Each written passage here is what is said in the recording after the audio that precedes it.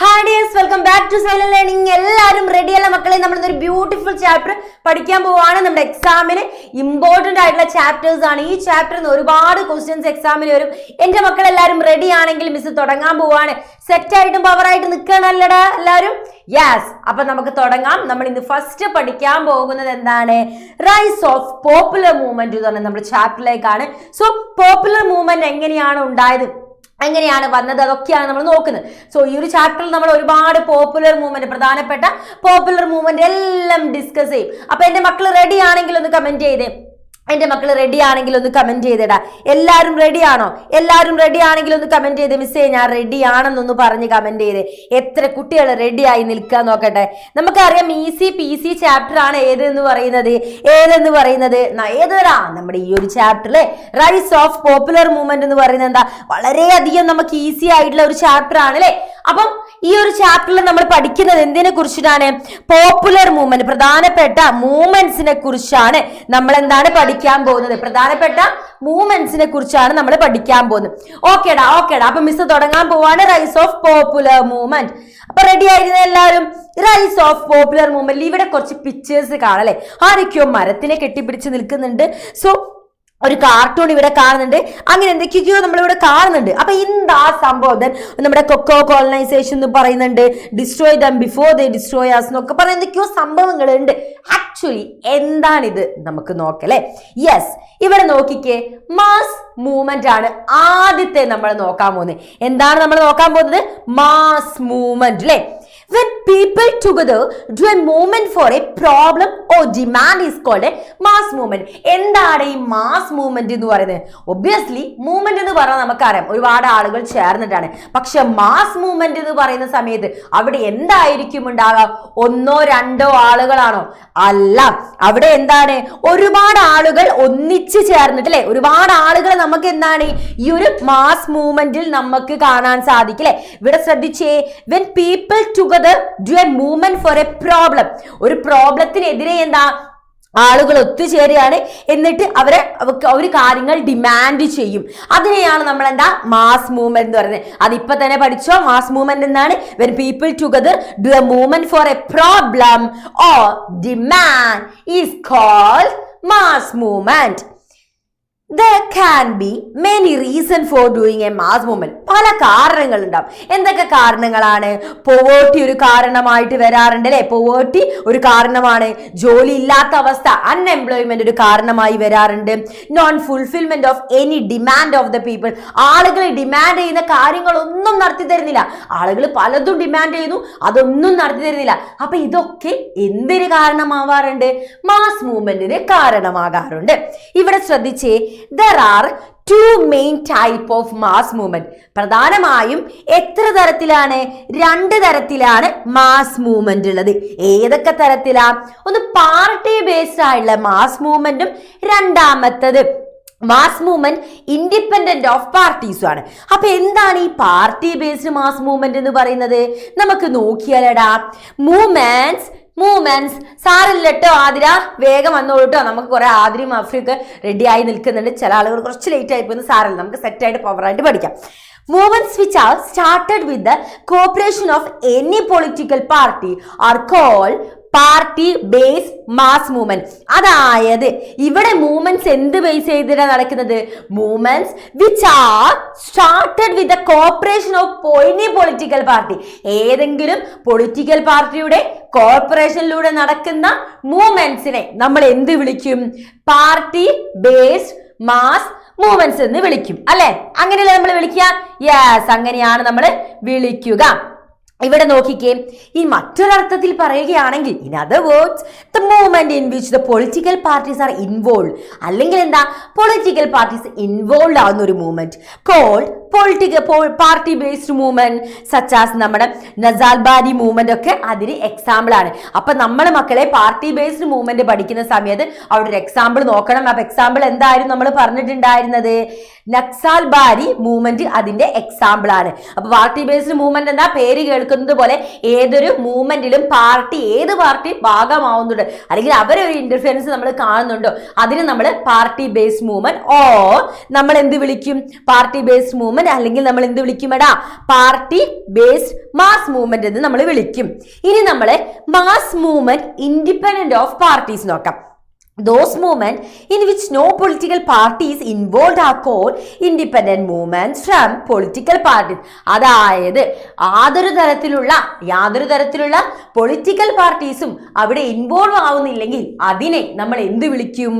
Independent party mass movement അഥവാ mass movement independent parties എന്ന് വിളിക്കും. അത്തരത്തിലുള്ള അതെന്താണ്? വോളണ്ടറിലി ഓർഗനൈസേഷൻ ആയിട്ടായിരിക്കും അവരിത് നടത്തുക, അല്ലെങ്കിൽ കോമൺ പീപ്പിളോ സ്റ്റുഡൻസോ ആയിരിക്കും ഈ ഒരു മാസ് മൂവ്മെന്റ് നടത്തുക. എക്സാമ്പിൾ നമുക്ക് പറയുകയാണെങ്കിൽ Dalit Panthers, then Chipko movement നമ്മൾ പഠിക്കും. ദളിത് പാന്തേഴ്സും ചിപ്കോ മൂവ്മെന്റ് ഒക്കെ നമ്മൾ പഠിക്കാൻ പോവാണ്. കുറച്ച് സമയത്തുള്ളതൊക്കെ നമ്മൾ പഠിക്കും. അപ്പൊ അതൊക്കെ എന്തിനുള്ള എക്സാമ്പിൾസ് ആണ്? യെസ്, നമ്മുടെ മാസ് മൂവ്മെന്റ് ഇൻഡിപെൻഡന്റ് ഓഫ് പാർട്ടീസിന്റെ എക്സാമ്പിൾ ആണ്. അവിടെ പാർട്ടിയും ഒന്നും കടന്നു വരില്ല. ഓർഗനൈസേഷനോ വോളണ്ടിയർലി നമ്മൾ ചെയ്യുന്നതോ അല്ലെങ്കിൽ സ്റ്റുഡൻസ് ചെയ്യുന്നതോ ആയിരിക്കും ഇൻഡിപെൻഡന്റ് ഓഫ് പാർട്ടീസ്. അവിടെ പാർട്ടീസ് നമുക്ക് കാണാനേ സാധിക്കത്തില്ല.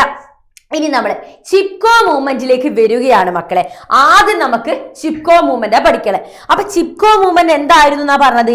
ഇവിടെ നമ്മൾ പഠിച്ച ഇൻഡിപെൻഡന്റ് ഓഫ് പാർട്ടീസ് അല്ലെ, ഇൻഡിപെൻഡന്റ് ഓഫ് അവിടെ എന്താ പാർട്ടീസ് വരുന്നുണ്ടോ? ഇല്ല. ഇൻഡിപെൻഡന്റ് ഓഫ് പാർട്ടീസ് അല്ലെ, പാർട്ടീസിന് നമുക്ക് എന്താ അവിടെ കാണാൻ സാധിക്കുന്നില്ല. യെസ്, അങ്ങനെയാണെങ്കിൽ ചിപ്കോ മൂവ്മെന്റ് എവിടെയാണ് എന്നാണ് സ്റ്റാർട്ട് ചെയ്തത്? ഉത്തരാഖണ്ഡിൽ 1973 ചിപ്കോ മൂവ്മെന്റ് സ്റ്റാർട്ട് ചെയ്തത്. The common people sought permission from the forest department to cut the tree so that they could make tools for farming, but the forest department did not allow the cutting of trees. എന്താ പറയുന്നത്? അവിടെ ഉണ്ടായിരുന്ന common പീപ്പിളെ forest ഡിപ്പാർട്ട്മെന്റിനോട് ചോദിക്കുക, ഞങ്ങൾ കുറച്ച് മരമൊക്കെ വെട്ടിക്കോട്ടെ. എന്തിനാ? നമുക്ക് കൃഷി ചെയ്യാനുണ്ടേ, അതിന് കുറച്ച് ടൂൾസ് ഒക്കെ ഉണ്ടാക്കാനാ. അപ്പൊ ഞങ്ങൾ കുറച്ച് മരം വെട്ടിക്കോട്ടെ. അപ്പൊ ഫോറസ്റ്റ് ഡിപ്പാർട്ട്മെന്റ് നടക്കമാട്ടെ. അവരറിയും നടക്കുന്ന ഏർപ്പാടല്ല. അവരറിയും ഞങ്ങൾ സമ്മതിക്കില്ല എന്ന് പറയും. അപ്പൊ എന്താ സംഭവിക്കുന്നത്? എ ഫ്യൂ ഡേയ്സ് ലേറ്റർ, കുറച്ച് ദിവസം കഴിഞ്ഞ് a sports equipment company was given permission by the government to cut the trees. എന്താണ്? കുറച്ച് ദിവസം കഴിഞ്ഞ് നടക്കുന്ന സംഭവം എന്താ? ഒരു സ്പോർട്സ് എക്യുപ്മെന്റ് കമ്പനി ഉണ്ട്. ഓൾക്ക് ഗവൺമെന്റ് എന്താ പെർമിഷൻ കൊടുക്കുക? ആ സെയിം പ്ലേസിൽ മരം വെട്ടിക്കോളാൻ പറഞ്ഞിട്ട്. Because of this people started opposing of the feeling of trees. അപ്പൊ എന്താ ചെയ്യാ? ഇവർക്ക് കൃഷി ചെയ്യാൻ കുറച്ച് മരം വെട്ടിക്കോട്ടെ, അതിന് സമ്മതിച്ചില്ല. അപ്പൊ ഏതോ ഒരു സ്പോർട്സ് കമ്പനിക്ക് ഗവൺമെന്റ് എന്ത് ചെയ്തു? നിങ്ങൾ വെട്ടിക്കോളാൻ പറഞ്ഞ് നടപ്പിലാവുന്ന കേസാണോ? അല്ല. അങ്ങനെ ചെയ്യുമെന്നാണ് ഹ്യൂജായിട്ട് ബൾക്കായിട്ട് എന്ത് ചെയ്യും? നമ്മൾ മരങ്ങളൊക്കെ വെട്ടും. ഇത് നമ്മൾ കൃഷിയിലേക്ക് വേണ്ടിയിട്ടുള്ള കുറച്ച് സംഭവങ്ങൾ ഉണ്ടാക്കാൻ വേണ്ടി മാത്രമാണ് അല്ലെ. നോക്കിക്കേ, people used to stand by clenching the trees so that the trees could not be cut. Therefore it was called the Chipko movement. അങ്ങനെ ആളുകൾ എന്തു ചെയ്തു? മരത്തെ കെട്ടിപ്പിടിച്ചുകൊണ്ട് അവർ പറയാണ് മരം വെട്ടാൻ സാധിക്കില്ല എന്ന് അവർ മൂവ്മെന്റ് നടത്തുകയാണ് മക്കളെ. ഇവയെ എന്താണ്? Yes, government is doing wrong. Government അവിടെ എന്താ തെറ്റാണല്ലേ ചെയ്തിട്ടുള്ളത്. അപ്പൊ നമ്മൾ എന്ത് ചെയ്യണം? ആതിര പറഞ്ഞതുപോലെ ട്രീസിനെ പ്രൊട്ടക്ട് ചെയ്യണം. അങ്ങനെ ഇവിടുത്തെ മെയിൻ ലീഡർ ആരായിരുന്നു മക്കളെ? ഇതിനു വേണ്ടി പ്രവർത്തിച്ചിരുന്ന പ്രധാനപ്പെട്ട ലീഡർ എന്ന് പറയുന്നത് ആരാണ്? നമ്മുടെ സുന്ദർ ദയാൽ ബഹുഗുണ ആയിരുന്നു ഇതിന്റെ പ്രധാനപ്പെട്ട ചിപ്കോ മൂവ്മെന്റിന്റെ പ്രധാനപ്പെട്ട ലീഡർ എന്ന് പറയുന്നത്. ഇവർ എന്തൊക്കെ കാര്യങ്ങളായിരുന്നു ഡിമാൻഡ് ചെയ്തിട്ടുണ്ടായിരുന്നത്? The people living there should have control over the natural resources like water, forest, land. അതായത് ഞങ്ങൾ എവിടെ നിൽക്കുന്നു? ഞങ്ങളാണ് ഈ ഫോറസ്റ്റിൽ നിൽക്കുന്നത്. അപ്പൊ ഇവിടുത്തെ നാച്ചുറൽ റിസോഴ്സസ് നമുക്ക് വേണം. എന്തൊക്കെയാ natural resources? Obviously water, forest, land, ഇതൊക്കെ നാച്ചുറൽ റിസോഴ്സസ്. അത് നമുക്ക് വേണമെന്ന് പറഞ്ഞു. ആര് പറഞ്ഞു? അവിടുത്തെ ആളുകൾ പറയാൻ തുടങ്ങി. The government should provide the necessary things to small scale industry at low cost. അതേപോലെ തന്നെ ഗവൺമെന്റ് എന്ത് ചെയ്യണം? അവർക്ക് സ്മോൾ സ്കെയിൽ ഇൻഡസ്ട്രി വളരെ കുറഞ്ഞ പൈസയിൽ എന്താണ് ഓരോ ഇൻഡസ്ട്രീസ് ചെയ്യാൻ വേണ്ടിയിട്ടുള്ള കാര്യങ്ങൾ ഗവൺമെന്റിന്റെ ഭാഗത്ത് നിന്ന് ഉണ്ടാകണം. Development should be done without harming the environment of the area. ആ ഒരു ഏരിയനെ, ഏതൊരു ഏരിയയാണോ ആ ഏരിയയെ നശിപ്പിച്ചുകൊണ്ട് യാതൊരു തരത്തിലുള്ള ഡെവലപ്മെന്റ് വേണ്ട. അവിടെ എന്താണ്? നശിപ്പിച്ചുകൊണ്ട് യാതൊരു തരത്തിലുള്ള ഡെവലപ്മെന്റ് വേണമെന്ന് ആര് പറഞ്ഞു? ഈ ജനങ്ങൾ പറഞ്ഞു. Women raise their voice against alcoholism. അവിടെ എന്തായിരുന്നു, ഒരുപാട് ആളുകൾ എന്തായിരുന്നു, ആൽക്കഹോളിക് ആയിട്ട് നടക്കുന്നുണ്ടായിരുന്നു. അപ്പൊ അതിനെതിരെയായിട്ട് വിമൻ എന്ത് ചെയ്തു? വോയിസ് റേസ് ചെയ്യാൻ തുടങ്ങി. ബിക്കോസ് അവരെ മെൻ എന്താണ്, ആൽക്കഹോളിക് പേഴ്സൺസ് ആയാലും അതിന്റെ പ്രശ്നങ്ങളും കാര്യങ്ങളും അവരായിരിക്കും ഫേസ് ചെയ്യേണ്ടത്. അതിന്റെ റിസൾട്ട് എന്തായിരുന്നു മക്കളെ ഉണ്ടായിരുന്നത്? The government ban the cutting of trees in the Himalayan region for the next 5 years. Yes, അങ്ങനെ അടുത്ത 15 വർഷത്തേക്ക് ഗവൺമെന്റ് എന്തു ചെയ്തു? ആ ഹിമാലയൻ റീജിയനിൽ ട്രീ കട്ട് ചെയ്തത് ബാൻ ചെയ്തു. അപ്പൊ ചിപ്കോ മൂവ്മെന്റ് എന്താണ്? സക്സസ്ഫുള്ളി കംപ്ലീറ്റഡ് ആയി, സക്സസ്ഫുൾ ആയിട്ടുള്ള ഒരു മൂവ്മെന്റ് ആണ് നമുക്ക് പറയാൻ സാധിക്കില്ലേ. ഇനി നമ്മൾ പറഞ്ഞതുപോലെ ദളിത് പാന്തേഴ്സ് ആണ്. ദളിത് പാന്തേഴ്സും എന്താണ്, ഇവർ ഇൻഡിപെൻഡന്റ് ആയിട്ടുള്ള ഒരു മൂവ്മെന്റ് ആണ്. അവിടെ ഒരു പാർട്ടി വരെയോ കാര്യങ്ങളൊന്നും ചെയ്തിട്ടുണ്ടായിരുന്നില്ല. കോമൺ പീപ്പിൾ വളണ്ടിയേഴ്സ് ആയിരുന്നു ഇതിന്റെ നേതൃത്വ നിരയിൽ ഉണ്ടായിരുന്നത്. അങ്ങനെയാണെങ്കിൽ എന്താണ് ദളിത് പാന്തേഴ്സ്? നമുക്ക് മക്കളെ പഠിച്ചാലോ? എന്റെ മക്കൾ ഇവിടെ നോക്കിക്കേടാ. 1972 1972 educated Dalit youth in Maharashtra form N organisation. അല്ലെ, ഇവിടെ എന്താ, വിവരം വിദ്യാഭ്യാസമുള്ള മഹാരാഷ്ട്രയിലെ ദളിത് യൂത്ത് ആയിരുന്നു 1972 എന്ത് സ്റ്റാർട്ട് ചെയ്തത്?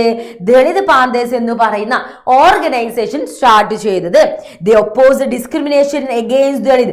ദളിത് മക്കളെ ഒരുപാട് പ്രശ്നങ്ങൾ അവർ നേരിട്ടിരുന്നു, അവരനുഭവിച്ചിരുന്നു, സഹിച്ചിരുന്നു. ഇതിനെതിരെ എന്താണ്, ഇവർ വോയിസ് റേസ് ചെയ്യാൻ തുടങ്ങി. There method of protest was different from other movement. മറ്റുള്ളവർ ചെയ്യുന്ന പോലുള്ള മൂവ്മെന്റ് ഒന്നല്ല ആര് ചെയ്തത്? ദളിത് പാന്തേഴ്സ് ചെയ്തത്. അവരെ മെത്തേഡ് എന്ന് പറഞ്ഞാൽ എൻറ്റയർലി ഡിഫറെന്റ് ആയിരുന്നു.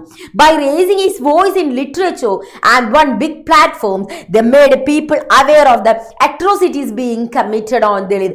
അവരെന്തു ചെയ്തു എന്നറിയുന്നത്?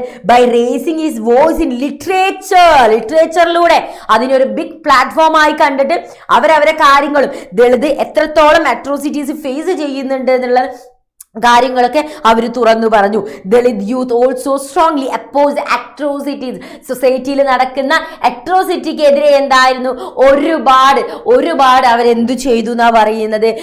സ്ട്രോങ് ആയിട്ട് ഒപ്പോസ് ചെയ്തു. ഒരുപാട് അവർ സ്ട്രോങ് ആയിട്ട് ഒപ്പോസ് ചെയ്യാൻ തുടങ്ങി അല്ലേ. യെസ്, അപ്പൊ ഇവിടെ നോക്കിക്കേ, ഡിമാൻഡ്സ് ആണ് അടുത്തത് പറയുന്നത്. ഡിമാൻഡ്സ് ആണ് അടുത്തതായിട്ട് നമുക്ക് ഡിസ്കസ് ചെയ്യാനുള്ള മക്കളെ. അപ്പം ഇവിടെ നമ്മൾ ചിപ്കോ മൂവ്മെന്റ് നടന്ന സമയത്ത് അവർ പറഞ്ഞിട്ടുണ്ടായിരുന്ന ഡിമാൻഡ് നമ്മൾ പറഞ്ഞു. സോ എന്താണ് ഇവിടെ ദളിത് പാന്തേഴ്സിന്റെ സമയത്ത് അവർ പറഞ്ഞ ഡിമാൻഡ് എന്ന് പറയുന്നത്? Yes, opposing discrimination on the basis of caste. എന്താണ് ഇവിടെ ജാതിയുടെ പേരിൽ ഒരു വ്യക്തിയെ പോലും എന്തു ചെയ്തു? ഒപ്പോസ് ചെയ്യാൻ പാടില്ല. Opposing injustice being done in terms of റിസോഴ്സസിന്റെ പേരിൽ ഒരു വ്യക്തിയെ പോലും എന്തു ചെയ്ത് മാറ്റി നിർത്താൻ പാടില്ല. Asking to follow the law of reservation properly. Reservation Indian കോൺസ്റ്റിറ്റ്യൂഷനിൽ പറഞ്ഞിട്ടുണ്ടെങ്കിൽ അത് പ്രോപ്പർലി കൃത്യമായിട്ട് എന്ത് ചെയ്യണം? നടപ്പിലാക്കണം എന്ന് പറഞ്ഞു. Bad treatment of Dalit women be stopped. ഇനി മേലാൽ അങ്ങോട്ട് ദളിത് സ്ത്രീകളെ യാതൊരു തരത്തിൽ നിങ്ങൾ എന്താണ് മോശമായിട്ട് ചിത്രീകരിക്കാനോ കാണാനോ ഉപദ്രവിക്കാനോ പാടില്ല അല്ലെ. Spread of education among Dalit. ദളിതുകാർക്കും പഠിക്കണം. അതിനു വേണ്ടിയിട്ട് അവരെന്താ ദളിതുകൾക്കിടയിൽ അവരുടെ മക്കൾക്കൊക്കെ എന്ത് ചെയ്തു? വിദ്യാഭ്യാസം പ്രൊവൈഡ് ചെയ്തു അല്ലെ. ദളിത് പാന്തേഴ്സ് ചെയ്ത് എത്രത്തോളം വലിയ കാര്യമാണെന്ന് എൻ്റെ മക്കൾക്ക് ഇതിലൂടെ മനസ്സിലായി കാണില്ലേ. യെസ്, ഇവിടെ നോക്കിക്കേ, ഇതിന്റെ റിസൾട്ട് എന്താ ഉണ്ടായിരുന്നത്? ഇപ്പൊ നമ്മൾ ചിപ്കോ മൂവ്മെന്റ് പഠിച്ച സമയത്ത് പറഞ്ഞു ഹിമാലയൻ റീജിയനിൽ 15 വർഷത്തേക്ക് ഗവൺമെന്റ് ട്രീസ് കട്ട് ചെയ്യാൻ പാടില്ല എന്ന ഓർഡർ വന്നു. അപ്പൊ ദളിത് പാന്തേഴ്സിന്റെ ഈ ഒരു മൂവ്മെന്റ് കാരണം എന്ത് റിസൾട്ട് ആണ് നമുക്ക് ഉണ്ടായത് നമുക്ക് നോക്കാം. In 1989, strictly law was made against atrocities on Dalit. 1989 പുതിയ നിയമം വന്നു. ആരാണോ ദളിതിനെ ഉപയോഗിക്കുന്നത്, അവരെ മോശമായി ചിത്രീകരിക്കുന്നത്, അവരെ ഉപദ്രവിക്കുന്നത്, അതിനെതിരെ എന്താണ്? അതിനെതിരെ നിയമങ്ങൾ വന്നു, സ്ട്രിക്റ്റ് ആയിട്ടുള്ള നിയമങ്ങൾ വന്നു. അതേപോലെ തന്നെ Backward and Minority Communities Employees Federation start ചെയ്തു. Was formed after Dalit Panthers അല്ലെ. അങ്ങനെ ഒരുപാട് കാര്യങ്ങൾ ഇത് മൂലം നമുക്ക് എന്താണ് സൊസൈറ്റിയിൽ എസ്പെഷ്യലി ദളിതിന് ഉണ്ടാക്കാൻ വേണ്ടി സാധിച്ചു. ദളിതിന് അവർക്ക് ഒരു നല്ലൊരു ലൈഫ് ഉണ്ടാകാൻ വേണ്ടിയിട്ട് സാധിച്ചിട്ടുള്ള ഒന്നായിരുന്നു ദളിത് പാന്തേഴ്സിന്റെ ഒരു മൂവ്മെന്റ്. ദെൻ ഇനി നമ്മൾ പോകാൻ പോകുന്നത് ഭാരതീയ കിസാൻ യൂണിയൻ BKUയിലേക്കാണ് നമ്മൾ പോകുന്ന മക്കളെ. ഭാരതീയ കിസാൻ യൂണിയൻ എന്ന് പറയുന്നത് എന്താണ് നമുക്ക് നോക്കിയാലോ. Bharatiya Kisan union was an organisation of farmers of Haryana. ഹരിയാനയിലെ ഫാമേഴ്സ്, വെസ്റ്റേൺ ഉത്തർപ്രദേശിലെ ഫാമേഴ്സ് എല്ലാവരും കൂടി സ്റ്റാർട്ട് ചെയ്ത ഒരു ഓർഗനൈസേഷൻ ആയിരുന്നു BKU, Bharatiya Kisan union. 1988 the farmers of BKU staged a sit in Meerut, Uttar Pradesh. The main reason for this protest was the high price of electricity. അങ്ങനെ 1988 നമ്മുടെ Bharatiya Kisan യൂണിയനിലെ farmers എല്ലാവരും എന്ത് ചെയ്തു, നമ്മുടെ ഉത്തർപ്രദേശിലെ മീററ്റിൽ കുത്തിരിക്കാൻ തുടങ്ങി. കുത്തിരിപ്പ് സമരം നമ്മൾ പറയും. എന്തിനു വേണ്ടിയിട്ടായിരുന്നു? അവര് വളരെ ഉയർന്ന തോതിലായിരുന്നു ഇലക്ട്രിസിറ്റിന്റെ പണം ഈടാക്കുന്നത്. അതിനെതിരെ പ്രൊട്ടസ്റ്റ് ചെയ്യാൻ വേണ്ടിയിട്ടായിരുന്നു ഇങ്ങനെ അവര് കുത്തിരിപ്പ് സമരം നടത്തിയത്. അതിന്റെ ചീഫ് ലീഡർ ആയിരുന്നു നമ്മുടെ മഹേന്ദ്ര സിംഗ് തിഖായിത്ത് എന്ന് പറയുന്ന വ്യക്തിയായിരുന്നു നമ്മുടെ ഭാരതീയ കിസാൻ യൂണിയന്റെ BKUയുടെ ആരെന്ന് പറയുന്നത് ഒരു ഇമ്പോർട്ടന്റ് പേഴ്സൺ, മെയിൻ ലീഡർ എന്ന് പറയുന്നത് ചീഫ് ലീഡർ. അവർ ഡിമാൻഡ് ചെയ്ത കാര്യങ്ങൾ എന്തൊക്കെയാന്ന് വെച്ചാൽ ഇലക്ട്രിസിറ്റി താരിഫ് എന്ത് ചെയ്യാൻ, റെഡ്യൂസ് ചെയ്യണം. അതേപോലെ തന്നെ to increase the government price of sugar cane and wheat. വീറ്റിനും ഷുഗർ കെയിനും എന്ത് ചെയ്യണം, നമ്മുടെ കരിമ്പ് അതിന് വില കൂട്ടണം. അതേപോലെ തന്നെ ഫാമേഴ്സിന് എന്ത് ചെയ്യണം, പെൻഷൻ കൂടെ അറേഞ്ച് ചെയ്യണം. ഈ കാര്യങ്ങളൊക്കെ ആര് പറഞ്ഞു എടാ, ആര് പറഞ്ഞു, ആരാ പറഞ്ഞേ? ഒന്ന് കമന്റ് ചെയ്തേ. ഈ കാര്യങ്ങളൊക്കെ പറഞ്ഞിട്ടുണ്ടായിരുന്നത് ആരാണ്?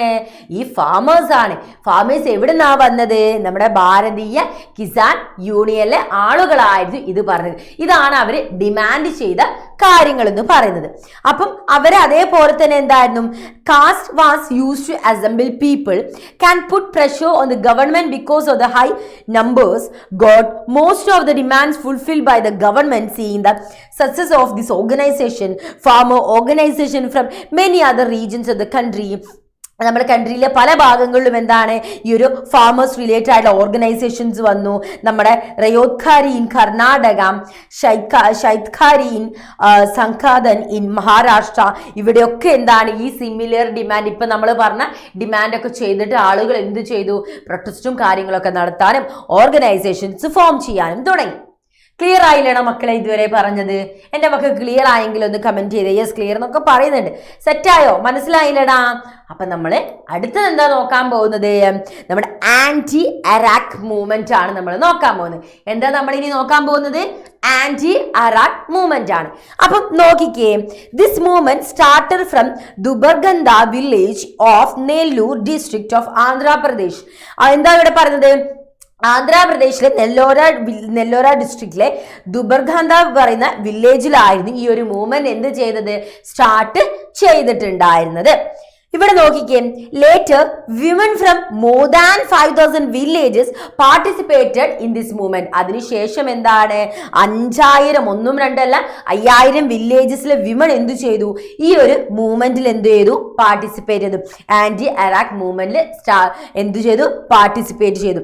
അവരെ പ്രോബ്ലം എന്തായിരുന്നു എന്ന് ചോദിച്ചിട്ടുണ്ടെങ്കിൽ എന്താ, ഈ അറാക്ക് എന്ന് പറയുന്ന നമ്മളെ ആൽക്കഹോളിനെ ആട്ടോ പറയുന്നത്. നമ്മൾ റാക്ക് എന്നൊക്കെ പറയില്ലേ, അതാണ് ഇവിടെ പറയുന്നത്. റാക്ക് എന്നൊക്കെ പറയില്ലേ, ചാരായം, റാക്ക് അതൊക്കെ അതാണ് പറയുന്നത്. അതാണ് ആന്റി അറാക്ക് മൂവ്മെന്റ് എന്ന് പറയുന്നത്. അപ്പൊ റാക്ക് അതാണ് ഉദ്ദേശിച്ചത്. റാക്ക് കുടിക്കുക എന്നറിയില്ലേ, അതന്നെ. അപ്പൊ ഈ പ്രോബ്ലം അവരെ പ്രശ്നങ്ങൾ എന്തൊക്കെയായിരുന്നു എന്നാണ് പറയുന്നത്. അവരുടെ പ്രശ്നങ്ങൾ എന്തൊക്കെയായിരുന്നു? Most of the men in Andhra Pradesh had got addicted to consuming. അതെ, അവരെന്താ, ആന്ധ്രാപ്രദേശിലെ ആണുങ്ങളൊക്കെ കൂടുതൽ എന്തായിരുന്നു, ഈ ആൽക്കഹോൾ, റാക്കിൽ അവരെന്ത് ചെയ്യാണ്, റാക്ക് മതി ഭയങ്കര അഡിക്റ്റഡ് ആയിട്ട് അവരിങ്ങനെ മുന്നോട്ട് പോവാണ്. അപ്പൊ സ്ത്രീകൾക്ക് എന്താ, അതാണ് പറയുന്നത്, നമ്മൾ 5000 വില്ലേജിൽ സ്ത്രീകൾ എന്ത് ചെയ്തു, ഈ ഒരു മൂവ്മെന്റിൽ പാർട്ടിസിപ്പേറ്റ്. ഈ കെട്ടിയമാര് ഇങ്ങനെ കുഴിച്ചു നടന്നിട്ടുണ്ടെങ്കിൽ അവരുടെ ജീവിതമാണല്ലേ പോവുക.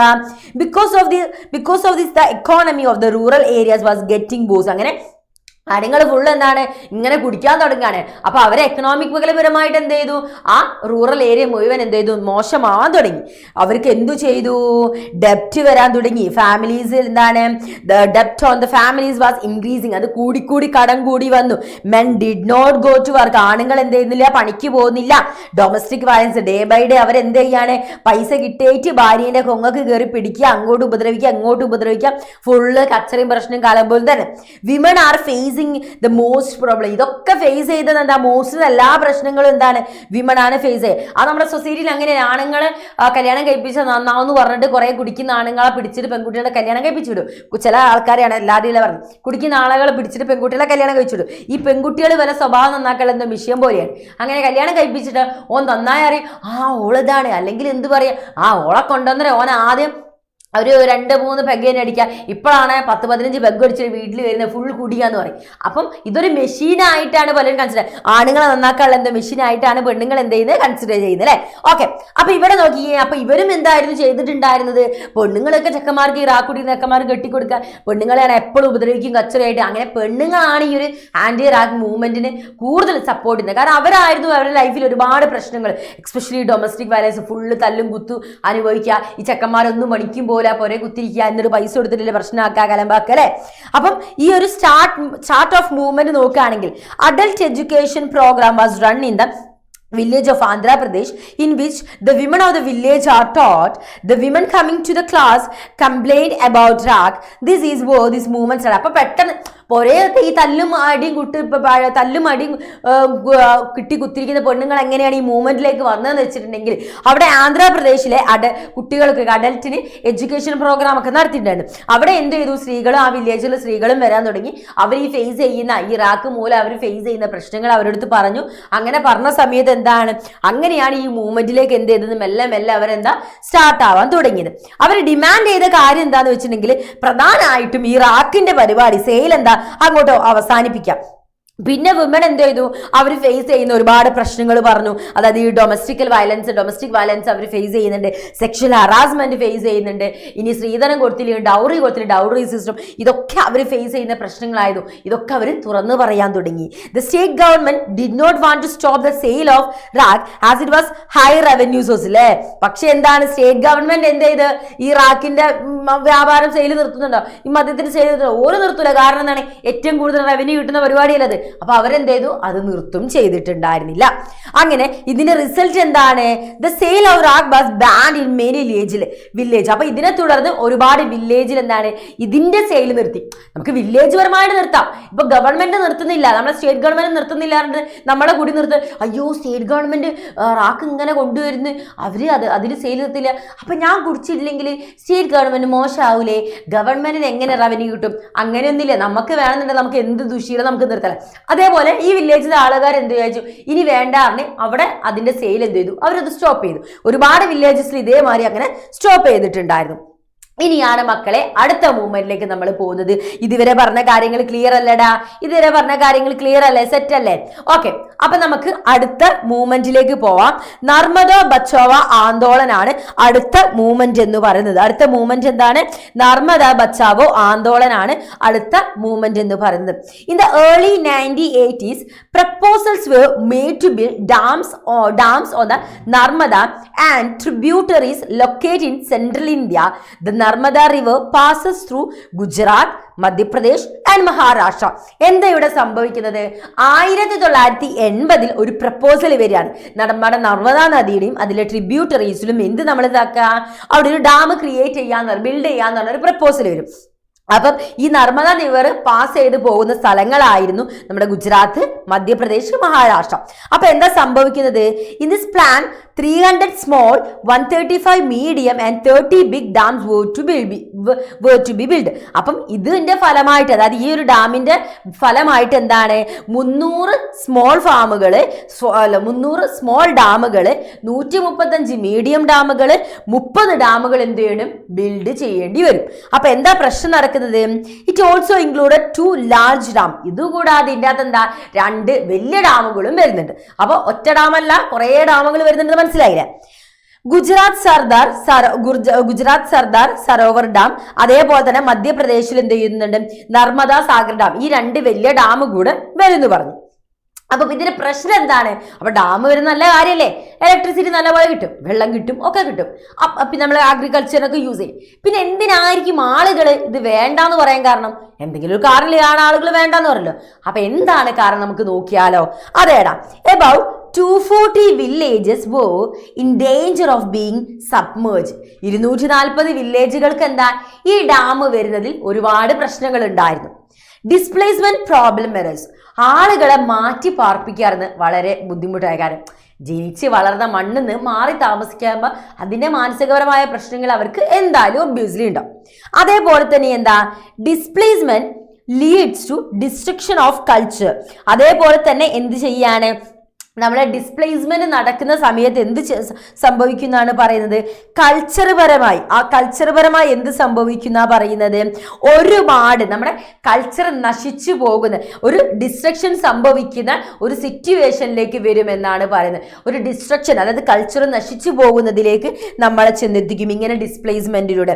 അതേപോലെ തന്നെ end of the livelihood of those who were displace, അവരെന്താണ്, ഒരുപാട് ലൈവ്ലിഹുഡും കാര്യങ്ങളൊക്കെ നശിച്ചു പോകും. ഡാമേജ് ടു ദ എൻവയോൺമെന്റിന് തന്നെ ഒരുപാട് ഡാമേജസും കാര്യങ്ങളും എന്താണ് ഇതുമൂലം സംഭവിക്കും. ഇതൊക്കെ എന്താണ് ഈ ഡാം ഉണ്ടാക്കുമ്പോഴുള്ള ക്രിയേറ്റ് ചെയ്യുമ്പോഴുള്ള പ്രോബ്ലംസ് ആണ്. ഇനി ഇവിടെ നോക്കിക്കേ, ഗവൺമെന്റിന്റെ വ്യൂ എന്തായിരുന്നു ഇതിനെ കുറിച്ചിട്ട്, ഗവൺമെന്റിന്റെ വ്യൂ എന്തായിരുന്നു മക്കളെ, നമുക്ക് നോക്കിയാലോ. Construction of dam in essential for the development of the area.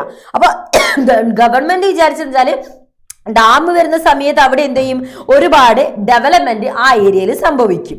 അതേപോലെ എന്താണ്, പവർ ജനറേഷൻ കപ്പാസിറ്റി നമുക്ക് കൂടും, അവൈലബിലിറ്റി ഓഫ് ഡ്രിങ്കിങ് വാട്ടർ കൂടും, നമുക്ക് വാട്ടർ ഫെസിലിറ്റീസ് കൂടും, നല്ല വാട്ടർ ലഭിക്കും, ഇറിഗേഷൻ ഫെസിലിറ്റീസ് കൂടും. അങ്ങനെ ഗുജറാത്തിനോടനുബന്ധിച്ച് നെയ്ബറിംഗ് സ്റ്റേറ്റ് ഒക്കെ എന്ത് ചെയ്യും, വളരെ റിച്ച് ആയിട്ട് ഡെവലപ്പായി മാറുന്നൊക്കെയാണ് ഗവൺമെന്റ് എന്താ ചിന്തിച്ചിരുന്നത്. Agriculture yield will increase, agriculture sector നോക്കുകയാണെങ്കിലോ അതും നല്ല രീതിയിൽ എന്ത് ചെയ്യും, ഇൻക്രീസ് ചെയ്യുന്നായിരുന്നു വിചാരിച്ചത്. Disasters like drought will be prevented. ഇപ്പൊ നമ്മൾ ഈ വരൾച്ച പോലുള്ള ദുരന്തങ്ങളും കാര്യങ്ങളൊന്നും എന്താ നമ്മളെ തേടി വരില്ല. ഇതൊക്കെയായിരുന്നു ഗവൺമെന്റ് മുന്നിൽ കണ്ടിട്ടുണ്ടായിരുന്നത്. From this, the whole problem started because both sides were right in their place and it was not possible to justify any one side completely. അതായത് മക്കളെ, അമ്മേനെ നമ്മള് എന്താണ് അതോ അമ്മേനെ തല്ലിയാൽ രണ്ട് പക്ഷം കേൾക്കാം, അങ്ങനെ എന്തൊക്കെ ഒരു പഴഞ്ചൊല്ല്. അതേപോലെ തന്നെ ഇവര് പറയുന്നത് ശരിയാണ്, അവര് പറയുന്നത് ശരിയാ, അപ്പൊ രണ്ടുപേരും പറയുന്നത് എന്താ ശരിയാ. അപ്പൊ നമ്മൾ ഏതോ ഒരു സിനിമയിൽ നീയും കാതറ അപ്പൊ നമ്മളാരാന്ന് പറഞ്ഞാൽ ഇവരും പറയുന്നത് ശരിയാ, അവരും പറയുന്നത് ശരിയാ. അപ്പൊ നമുക്ക് ഒരു ഭാഗത്ത് അങ്ങനെ തള്ളിക്കളയാൻ പറ്റാത്തൊരു അവസ്ഥയായിപ്പോയി. അപ്പൊ എന്താ സംഭവിക്കുന്നത്, ഒരു സൈഡ് നമ്മൾക്ക് മൊത്തമായിട്ട് നമുക്ക് ജസ്റ്റിഫൈ ചെയ്യാനും പറ്റില്ല, ഒരു സൈഡ് നമുക്ക് തള്ളാനും പറ്റില്ല. Questions arose on the way of development in the country. Yes. അപ്പൊ അവര് ഡിമാൻഡ് ചെയ്തത് എന്താന്ന് വെച്ചിട്ടുണ്ടെങ്കിൽ മക്കളെ, എന്തൊക്കെ കാര്യങ്ങളായിരുന്നു ഡിമാൻഡിൽ വന്നിട്ടുണ്ടായിരുന്നത്. Expenditure of ongoing development project in the country should be investigated. അത് കൃത്യമായിട്ട് ഇൻവെസ്റ്റിഗേറ്റ് ചെയ്യണം. ഇനി വരുന്ന ഓൺഗോയിങ് ഡെവലപ്മെന്റ് കൃത്യമായിട്ട് ഇൻവെസ്റ്റ് ചെയ്യണം. The people living there should be consulted on the development project being made for the area. അപ്പൊ അവരെടുത്ത് നമ്മൾ പറഞ്ഞ മനസ്സിലായി ഡെവലപ്മെന്റ് പ്രോഗ്രാമും കാര്യങ്ങളൊക്കെ വരുന്നതാണെന്നുള്ള പറഞ്ഞ് നമ്മൾ മനസ്സിലാക്കണം. To see the negative impact of project on the livelihood, environment and culture. Rehabilitation should be given to displaced people. അതായത് അവരെ മാറ്റി ഡിസ്പ്ലേസ്ഡ് ആവുന്ന പീപ്പിളിനെ കൃത്യമായിട്ട് എന്ത് ചെയ്യണം, റീഹാബിലിറ്റ് ചെയ്തിരിക്കണം. ഈ കാര്യങ്ങളൊക്കെ ആയിരുന്നു മക്കൾ അവര് പറഞ്ഞിട്ടുണ്ടായിരുന്നത്. ഇനി ഇതിന്റെ റിസൾട്ട് എന്തായിരുന്നു എന്നാ പറയുന്നത്. The judiciary asked the government to go head with the dam work and provide rehabilitation facilities to the displaced people. അപ്പൊ ഇവരെന്താ ജുഡീഷ്യറി പറഞ്ഞാൽ ഗവൺമെന്റിനോട് ഈ ഒരു ഡാം ക്രിയേറ്റ് ചെയ്യുന്നതായിട്ട് മുന്നോട്ട് പോകാനാണ് പറഞ്ഞത്. ഇപ്പൊ നമ്മൾ ഈ ഡിസ്പ്ലേസ്മെന്റ് വരുന്ന ആളുകൾക്ക് എന്താണ് കൃത്യമായിട്ട് റീഹാബിലിറ്റേഷനും കാര്യങ്ങളൊക്കെ പ്രൊവൈഡ് ചെയ്യാനും പറഞ്ഞു.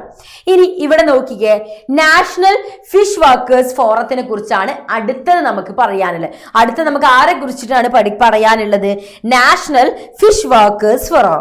അപ്പൊ ഇവിടെ ശ്രദ്ധിച്ചേ മക്കളെ, എന്താണ് ഈ നാഷണൽ ഫിഷ് വർക്കേഴ്സ് ഫോറം എന്ന് പറയുന്നത്. India has a larger fishermen population due to its vast maritime range. എന്താ ഇവിടെ പറയുന്നത്, നാഷണൽ ഫിഷ് വർക്കേഴ്സ് ഫോറത്തിൽ നമ്മൾ എന്ത് കാര്യമാണാ പറയുന്നത്, ഒന്ന് ശ്രദ്ധിച്ചേ, എന്ത് കാര്യമാണ് നമ്മൾ ഇവിടെ പറയുന്നത്. Yes, India has a large fisherman population due to its vast maritime range. നമുക്കറിയാം എന്താണ് നമുക്ക് ഒരുപാട് മാരിടൈം റീജിയൻ, നമുക്ക് ഒരുപാട് എന്തുണ്ട് എന്നാ പറയുന്നത്, എന്തുണ്ടടാ, യെസ്, നമുക്ക് വലിയൊരു കടലും കാര്യങ്ങളൊക്കെ നമുക്കുണ്ട്. അതുകൊണ്ട് ഫിഷർമാൻ പോപ്പുലേഷനും എന്താണ് അടിപൊളിയായിട്ട് നമുക്ക് എന്താ പോകുന്നതാണ് അല്ലെ, അടിപൊളിയായിട്ട് നമുക്ക് മുന്നോട്ട് പോകുന്നതാണ് അല്ലെ. യെസ്, അപ്പൊ എന്താ ഇവിടെ പറഞ്ഞു വരുന്നത് മക്കൾ, ഇവിടെ നോക്കിക്കും.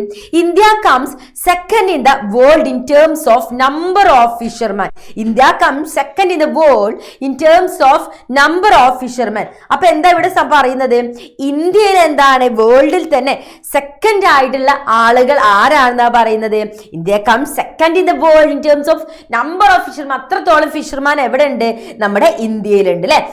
അപ്പൊ അവരെ പ്രോബ്ലം എന്തായിരുന്നു, the main problem started when the government allow the use of machines for fishing. അവർക്ക് പലപ്പോഴും എന്തായിരുന്നടാ, ഫിഷിങ്ങിനുള്ള കൃത്യമായിട്ടുള്ള മെഷീൻസോ കാര്യങ്ങളോ അവർക്ക് ഉണ്ടായിരുന്നില്ല. This move from the government had a direct impact on the lives of fishermen. അപ്പൊ ഈ ഒരു മൂവ്മെന്റ് വന്നതോടുകൂടെ ഗവൺമെന്റ് എന്ത് ചെയ്തു, ഇവരിലേക്ക് ഒരു ഡയറക്റ്റ് ഇമ്പാക്റ്റിലേക്ക് എത്താൻ സാധിച്ചു. The number of fish was fixed, but now by machines many fishes could be caught at the same time, and this was bound to affect the fisherman's trade.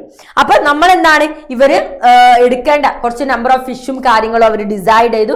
എന്നിട്ട് എത്രത്തോളം എന്താണ് അവർക്ക് എടുക്കാൻ പറ്റും, അങ്ങനെയുള്ള കാര്യങ്ങൾ അവരെ ഫിഷർമാന്റെ ട്രേഡിനെ ഒരിക്കലും ബാധിക്കാത്ത തരത്തിലുള്ള കാര്യങ്ങളൊക്കെ എന്ത് ചെയ്തു, ഇവര് പ്ലാൻ ചെയ്യുകയൊക്കെ ചെയ്തു. ഇനി സംഭവിക്കുന്ന എന്താ നോക്കിയേ, all the fishermen together and form NFF. എല്ലാ ഫിഷർമാനും ഒത്തുചേർന്നിട്ട് അവർ ഓർഗനൈസേഷൻ മക്കളെ സ്റ്റാർട്ട് ചെയ്യാണ്.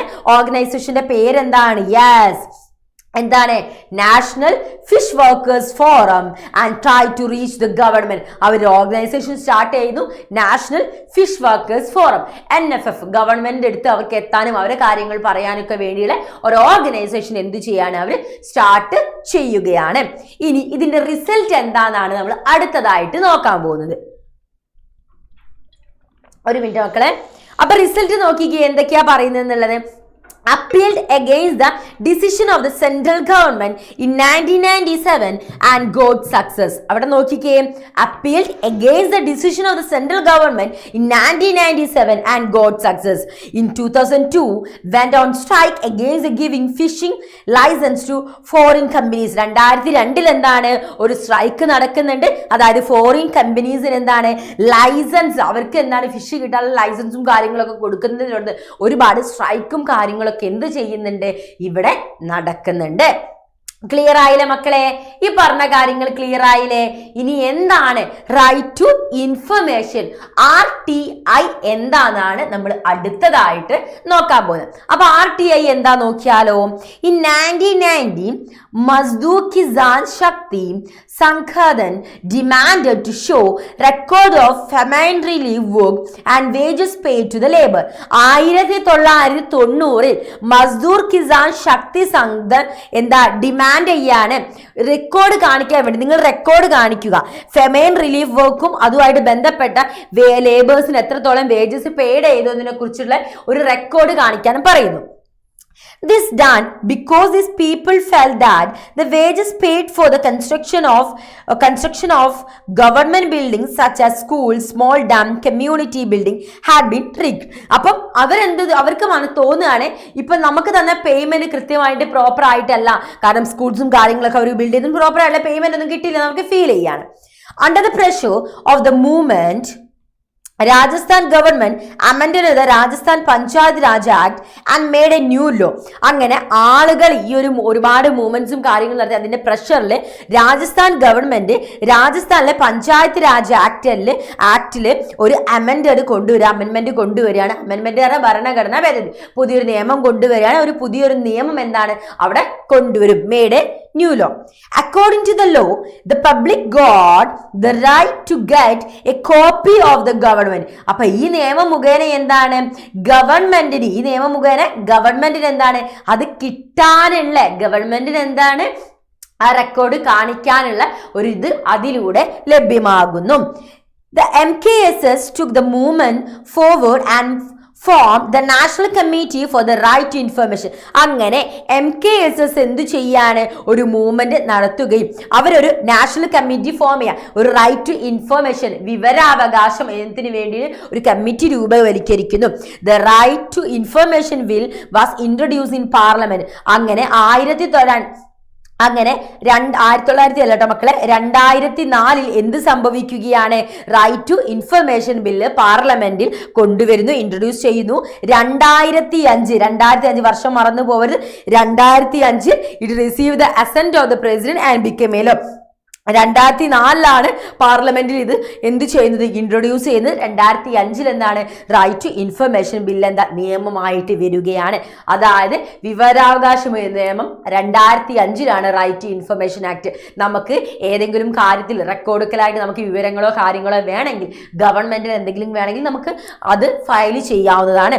അക്കോർഡിംഗ് ടു ദിസ് ലോ, ഈ ഒരു നിയമം പ്രകാരം any person can demand such information from any department. ഏത് പേഴ്സൺ വേണമെങ്കിലും ഏത് ഡിപ്പാർട്ട്മെന്റിനെയും കുറിച്ച് എന്താണ് വിവരങ്ങൾ വാങ്ങാം. Which according to the department can be made public and in the duty of the department to give that information to that person. ആ department ഉത്തരവാദിത്തമാണ് ആ വ്യക്തിക്ക് എന്ത് ചെയ്യുക, ഈ റെക്കോർഡ് കൊടുക്കുക എന്നുള്ളത് ആ ഡിപ്പാർട്ട്മെന്റ് ഉത്തരവാദിത്തമാണ്. ഇതുവരെ പറഞ്ഞത് ക്ലിയർ ആയ മക്കളെ? റൈറ്റ് ടു ഇൻഫർമേഷൻ വളരെ എളുപ്പമാണ്. ഇത് നിങ്ങൾ അറിഞ്ഞിരിക്കേണ്ട. മക്കൾക്ക് എന്തെങ്കിലും കാര്യത്തിൽ കൂടുതൽ അറിയണമെങ്കിൽ ഗവൺമെന്റ് എന്തെങ്കിലും ഒരു പദ്ധതിയോ കാര്യങ്ങളോ കൊണ്ടുവന്നു, ഇത്ര പേർക്ക് ഇന്ന പൈസ ഉണ്ട്, അപ്പൊ ഈ പൈസ പ്രോപ്പർ ആയിട്ടാണ് കൊടുത്ത്, അതിനെക്കുറിച്ചൊക്കെ അറിയാം. നമ്മൾ നാഷണൽ സെക്യൂരിറ്റി, നമ്മളെ സുരക്ഷയെ ബാധിക്കുന്ന വിവരങ്ങൾ നമുക്ക് ചോദിക്കാൻ പറ്റില്ല. അല്ലാത്ത കേസിലെ വിവരങ്ങളൊക്കെ നമുക്ക് ചോദിക്കാം. ആ ഏത് ഡിപ്പാർട്ട്മെന്റിലാണോ മക്കൾ പോയി ചോദിക്കുന്നത്, ആ ഡിപ്പാർട്ട്മെന്റ് ഉത്തരവാദിത്തമാണ് എന്ത് നമുക്ക് ആ വിവരം തരുക എന്നുള്ളത്. ക്ലിയർ ആയില്ലടാ? ഇതുവരെ പറഞ്ഞത് ക്ലിയർ ആയില്ലേ? ഒന്ന് എന്റെ മക്കള് കമന്റ് ചെയ്തേ. ഇതുവരെ പറഞ്ഞത് ക്ലിയർ ആയില്ലടാ മക്കളെ? ഇതുവരെ പറഞ്ഞ ക്ലിയർ ആയില്ലേ? യെസ്. അപ്പം ഈ ഒരു മാസ് മൂവ്മെന്റിൽ നമുക്ക് ലഭിക്കുന്ന ലെസൺ എന്തൊക്കെയാ, നമുക്ക് നൽകുന്ന പാഠം എന്തൊക്കെയാ മക്കളെ? ഈ മൂവ്മെന്റിലൂടെ remove the shortcoming of party politics. അതായത് ഈ പാർട്ടി പൊളിറ്റിക്സ് കൂടുതലായിട്ട് പാർട്ടി ബേസ് ചെയ്തിട്ടല്ല മൂവ്മെന്റ് വന്നിട്ടുള്ളത്. സോ ഇങ്ങനെ ചെറിയ ഒരു പാർട്ടി മൂവ്മെന്റ്, ആ ഷോർട്ട് കമ്മിങ് ഒക്കെ എന്ത് ചെയ്തു, റിമൂവ് ആയി. Then bring out such problem which the government does not notice. Government notice ചെയ്ത ഒരുപാട് പ്രോബ്ലം നമ്മൾ കൊണ്ടുവന്നു. Everyone get a chance to have the say. അവനവന് പറയാനുള്ള നമ്മൾ തന്നെ പറയണം. നമുക്ക് വേണ്ടി 10 പേര് വരുന്നു വിചാരിക്കരുത്. നമുക്ക് പറയാനുള്ള കാര്യം നമ്മൾ തുറന്നറിയാം. എനിക്കത് കിട്ടുന്നില്ല, എന്റെ അവകാശമാണ്, എന്റെ അവകാശം ലംഘിക്കപ്പെടുന്നു, നമ്മുടെ ഫണ്ടമെന്റൽ റൈറ്റ്സോ നമ്മുടെ അവകാശമോ ലംഘിക്കപ്പെട്ട അത് ചോദിക്കാനുള്ള അവകാശം ആർക്കുണ്ട്? നമുക്കാണല്ലോ. നമുക്ക് പറയാൻ വേണ്ടി 10 ആളൊന്നും കൂടെ അല്ല. നമുക്ക് വിശക്കുന്നുണ്ട്, നമ്മളല്ലേ വയർക്കുള്ളൂ. നമുക്ക് സങ്കടം വന്നിട്ടുണ്ടെങ്കിൽ നമ്മളല്ലേ കരയുള്ളൂ. അപ്പൊ നമ്മൾ എന്ത് ചെയ്യാം? നമുക്ക് വേണ്ട കാര്യം നമ്മൾ തന്നെ ചോദിച്ചു വാങ്ങാം. എല്ലാവർക്കും എന്താ ചാൻസ് ഉണ്ട് ചോദിക്കാൻ വേണ്ടി. ഡെമോക്രസി എന്ത് ചെയ്തു, കൂടുതൽ സ്ട്രോങ്ങർ ആണ്. അതേപോലെ എന്താ, mass movement is not a problem but helpful in democracy. Mass movement ഒരിക്കലും ഒരു പ്രോബ്ലം അല്ല. ഒരുപാട് പേരെ പ്രശ്നത്തിലാക്കാനും ആ മൂവ്മെന്റ് കാരണം ഇവർക്ക് ആക്രമണം ഉണ്ടാകാനും ഒരിക്കലും മാസ് മൂവ്മെന്റ് ഒരു പ്രോബ്ലം അല്ല. പക്ഷെ അതെന്താ, ഡെമോക്രസിക്ക് കൂടുതൽ ഹെൽപ്ഫുൾ ആണ്. കാരണം ഡെമോക്രസിക്ക് മനസ്സിലാവാം ഇത്രയും ആളുകൾ ഇവിടെ പ്രശ്നങ്ങൾ അനുഭവിക്കുന്നുണ്ട്. ഈ ദളിത് ബാന്ധേഴ്സ്, ചിപ്കോ മൂവ്മെന്റ് ഒക്കെ പറഞ്ഞ് ആളുകൾക്ക് മനസ്സിലാവാം ഇത്രയും പ്രശ്നങ്ങൾ എന്താ അവർ അനുഭവിക്കുന്നുണ്ടെന്ന കാര്യം ഗവൺമെന്റ് എന്ത് ചെയ്യുന്നുണ്ട് മനസ്സിലാവുകയാണ് അതിലൂടെ ചെയ്യുന്നത് അല്ലെ. Increase awareness among people. ആളുകളുടെ ഇടയിൽ ഒരു ബോധം വരാതെ, ഇതൊക്കെ ഞങ്ങളെ ജീവിതമാണ്, ഞങ്ങൾക്ക് ഇതേ ഉള്ളൂ എന്ന് പറഞ്ഞിട്ടായിരുന്നു ആളുകളെ ജീവിതം. പക്ഷെ ഇതല്ല ജീവിതം എന്ന് ആളുകൾക്ക് എങ്ങനെയാണ് ഇതിലൂടെ മനസ്സിലാകാൻ തുടങ്ങി എന്നാ പറയുന്നത്. ഇതിലൂടെ മനസ്സിലാവാൻ തുടങ്ങി. ക്ലിയർ ആയില്ലടാ? ക്ലിയർ ആയില്ലേ? സെറ്റ് ആയില്ലേ? ഓക്കെ ഓക്കെ അല്ലേ? അങ്ങനെയാണെങ്കിൽ നമ്മൾ അടുത്തതായിട്ട് നോക്കാൻ പോകുന്നത് റൈസ് ഓഫ് പോപ്പുലർ മൂവ്മെന്റ് ആണ്. അടുത്തതായിട്ട് നമ്മൾ നോക്കാൻ പോകുന്നത് എന്താ? നമ്മൾ അടുത്തതായി നോക്കാൻ പോകുന്നത് റൈസ് ഓഫ് പോപ്പുലർ മൂവ്മെന്റ് ആട്ടോ. അപ്പം റൈസ് ഓഫ് പോപ്പുലർ മൂവ്മെന്റ് എന്നുള്ളത് കൃത്യമായിട്ട് നമ്മൾ നോക്കാൻ പോകുന്നതല്ല, നമ്മൾ കൃത്യമായിട്ട് നമ്മളിത് പഠിച്ചു കഴിഞ്ഞു. അപ്പൊ ഇനി നമ്മൾ ഏതാ പഠിക്കാൻ പോകുന്നത്? ഇനി നമ്മൾ ഏത് ചാപ്റ്ററാണ് പഠിക്കാൻ പോകുന്നത്? യെസ്, ഇനി നമ്മൾ പഠിക്കാൻ പോകുന്ന ചാപ്റ്ററിന്റെ പേരെന്താ? എന്താണടാ ഒന്ന് പറഞ്ഞേ. Regional aspiration. അപ്പൊ ഇന്ന് നമ്മൾ 2 ചാപ്റ്റേഴ്സ് ആയിരുന്നു പഠിച്ചിട്ടുണ്ടായിരുന്നത്. ഏതൊക്കെയായിരുന്നു? റൈസ് ഓഫ് പോപ്പുലർ മൂവ്മെന്റും റീജിയണൽ ആസ്പിരേഷനും. അപ്പം റൈസ് ഓഫ് പോപ്പുലർ മൂവ്മെന്റ്, ഒരുപാട് പോപ്പുലർ മൂവ്മെന്റ് നമ്മൾ പഠിച്ചു കഴിഞ്ഞു. ഇനി എന്താണ് ഈ റീജിയണൽ ആസ്പിരേഷൻ എന്ന് പറയുന്നത് നമുക്ക് നോക്കിയാലോ? റെഡിയല്ലേ? സെറ്റ് അല്ലേ, പവർ അല്ലേ, എല്ലാവരും ഉഷാറായ സെറ്റായിരിക്കും, അടിപൊളിയായാലേ നമ്മളും അടിപൊളിയാവുള്ളൂ. സെറ്റായി നിൽക്കണം കേട്ടോ, എനർജി ആയിരിക്കണം, നമ്മൾ എപ്പോഴും പോസിറ്റീവ് ആയിരിക്കണം. നമ്മളെ പോസിറ്റീവ് ആവാനും നീ സെറ്റാവും, നീ പവറാണ്, അടിപൊളി എന്ന് പറയാൻ ആരുണ്ടല്ലോ, നമ്മളേ ഉള്ളൂ. അപ്പൊ നിന്നെ കൊണ്ട് പറ്റും, നമ്മളെ കൊണ്ട് ചെയ്യാൻ പറ്റാതെ നിങ്ങൾ പവറായി സെറ്റായി കേട്ടോ. അപ്പൊ മിസ് തുടങ്ങാൻ പോവാണ് നമ്മുടെ അടുത്ത ചാപ്റ്റർ, റീജിയണൽ ആസ്പിരേഷൻ. എന്താണ് ഈ റീജിയണൽ ആസ്പിരേഷൻ? മിസ് കുറെ നേരം ഈ റീജിയണൽ ആസ്പിരേഷൻ എന്ന് പറയുന്നത്. അപ്പൊ അതെന്താ നമുക്ക് നോക്കിയാലോ. യെസ്, ഇവിടെ ശ്രദ്ധിക്കണേ മക്കളെ, എന്റെ മക്കൾ ഇവിടെ ശ്രദ്ധിക്കണേ. 1947 കാര്യമാണ്, അങ്ങ് ദൂരെ 1947 സ്വാതന്ത്ര്യം കിട്ടിയ വർഷം അല്ലേ. Yes, India got independence. Yes, India got independence from British Raj. In that period, building a nation by connecting the whole country together was no less than a challenge. But all the leaders of our country established India as a nation by the understanding. 1947 ഇന്ത്യക്ക് സ്വാതന്ത്ര്യം കിട്ടി. ആരിൽ നിന്നായിരുന്നു? ബ്രിട്ടീഷുകാരിൽ നിന്ന് 1947 ഇന്ത്യക്ക് സ്വാതന്ത്ര്യം കിട്ടി. തുടക്കത്തിൽ നമുക്ക് വലിയൊരു പ്രശ്നങ്ങളും കാര്യങ്ങളൊക്കെ ഉണ്ടായിരുന്നില്ല. പിന്നെ മെല്ലെ എന്താണ് ഓരോന്ന് വരികയാണ് അല്ലേ. But the challenge related to nation building were not completely over in that period, and the impact was visible in future also. So nation അങ്ങനെ ബിൽഡ് ചെയ്തു കഴിഞ്ഞു. അങ്ങനെ നാഷൻ ബിൽഡ് ചെയ്ത സമയത്ത് തുടക്കത്തിൽ നമുക്ക് വലിയ പ്രശ്നങ്ങളൊന്നും തോന്നിയില്ല. പിന്നെ എന്താണ്, ഓരോ പ്രശ്നങ്ങൾ ഇങ്ങനെ വരാൻ തുടങ്ങി.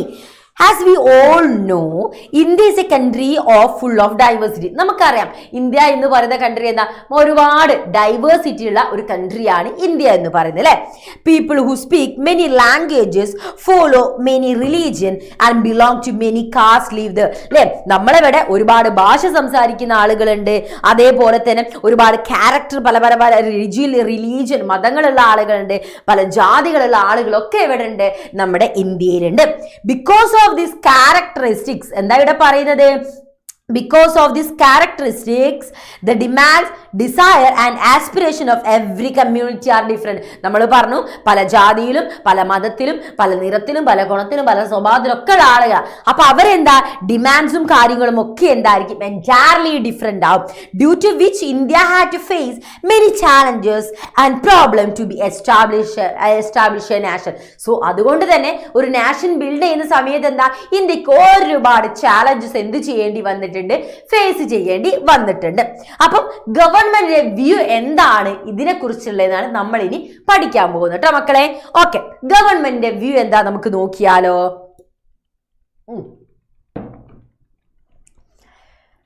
India established itself as a democratic nation and assured to accept all regional differences and demands. എന്താ ഇവിടെ പറയുന്നത്? എൻ്റെ മക്കളൊന്നും ഇവിടെ ശ്രദ്ധിച്ചേ.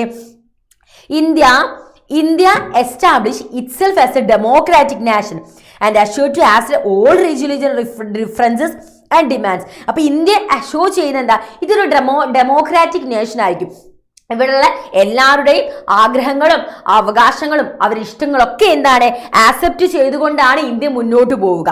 India so the demands and aspiration of the regional people not as a challenge. അതായത് ഇത്രത്തോളം ഒരുപാട് റീജിയണൽ ആളുകൾ ഉള്ളതുകൊണ്ട് അവരുടെ ആഗ്രഹങ്ങളും അവരുടെ ലക്ഷ്യങ്ങളും പലതരത്തിലുള്ള മതവും ജാതിയും ഒക്കെ ഉള്ളത് ഒരു ബേർഡൻ ആയിട്ട് ഇന്ത്യ ഒരിക്കലും കണ്ടിട്ടില്ല. പക്ഷേ but as A supporter of democracy and means of development and at the same time try to ensure that the regional issues were also addressed the policy making process. അപ്പോൾ ഇത്രത്തോളം പല diversity ഉള്ള ആളുകൾ ഉള്ളത് India ഒരിക്കലും ഒരു burden ആയിട്ടൊന്നും കണ്ടിട്ടില്ല. പക്ഷെ നമ്മൾ ഇത് നമ്മുടെ കോൺസ്റ്റിറ്റ്യൂഷനും കാര്യങ്ങളൊക്കെ ക്രിയേറ്റ് ചെയ്യുന്ന സമയത്ത് എല്ലാവർക്കും ഈക്വൽ ഓപ്പർച്യൂണിറ്റിയും കാര്യങ്ങളൊക്കെ പ്രൊവൈഡ് ചെയ്തുകൊണ്ടാണ് നമ്മൾ ഈ കാര്യങ്ങളൊക്കെ ചെയ്തത്. അതുകൊണ്ട് തന്നെ എന്താണ്, ഇതൊക്കെ നമുക്ക് ഓവർകം ചെയ്യാൻ പറ്റും എന്നുള്ളൊരു കോൺഫിഡൻസ് ആർക്കുണ്ടായിരുന്നു, ഗവൺമെന്റ് ഉണ്ടായിരുന്നു. In this lesson we mainly deal with the same challenges that India had to face after independence, as well as know that how India faced those challenges and found solution. So ഈ ഒരു ചാപ്റ്ററിൽ നമ്മൾ പഠിക്കുന്നത് India independence കിട്ടിയതിനു ശേഷം എന്തൊക്കെ challenges face ചെയ്തിട്ടുണ്ടെന്നും അതേപോലെ തന്നെ എന്തൊക്കെ ചാലഞ്ചസ് ഫേസ് ചെയ്തിട്ടുണ്ടെന്നും എങ്ങനെയാണ് ഈ ചാലഞ്ചസ് ഒക്കെ ഇന്ത്യ ഈ ഫേസ് ചെയ്ത ചാലഞ്ചസിനൊക്കെ ആ ഒരു പ്രോബ്ലത്തിനൊക്കെ ഒരു സൊല്യൂഷൻ ഇന്ത്യ എങ്ങനെയാണ് നേടിക്കൊടുത്തതെന്നാണ് നമ്മൾ പഠിക്കാൻ പോകുന്നത്. അപ്പൊ റീജിയണൽ ആസ്പിറേഷനിലേക്ക് നമുക്ക് പോയാലോ? ചാപ്റ്ററിന്റെ പേര് കേൾക്കുമ്പോൾ തന്നെ നമുക്ക് മനസ്സിലാവും റീജിയണൽ ആസ്പിറേഷൻ, അവരെ ആസ്പിറേഷൻ ആണ്. അപ്പൊ ഒരുപാട് പലതരത്തിലുള്ള റീജിയൻസ് നമുക്കുണ്ട്, അവർക്കൊക്കെ പലതരത്തിലുള്ള ആസ്പിറേഷൻസും കാര്യങ്ങളായിരുന്നു ഉണ്ടായിരുന്നത്. അതാണ് നമ്മൾ ഇനി നോക്കാൻ പോകുന്നത്. നമുക്ക് ആദ്യം നമ്മൾ ഫേസ് ചെയ്ത ചാലഞ്ചസ് ആണ് നോക്കാനുള്ളത്. അപ്പൊ ചാലഞ്ചസ് എന്തൊക്കെയാന്ന് മക്കളെ നോക്കിയാലോ? ഒന്ന് ശ്രദ്ധിച്ചേ, ചാലഞ്ചസ് എന്തൊക്കെയാ നമുക്ക് നോക്കാം. ഒരു മിനിറ്റ് ചേട്ടാ മക്കളെ.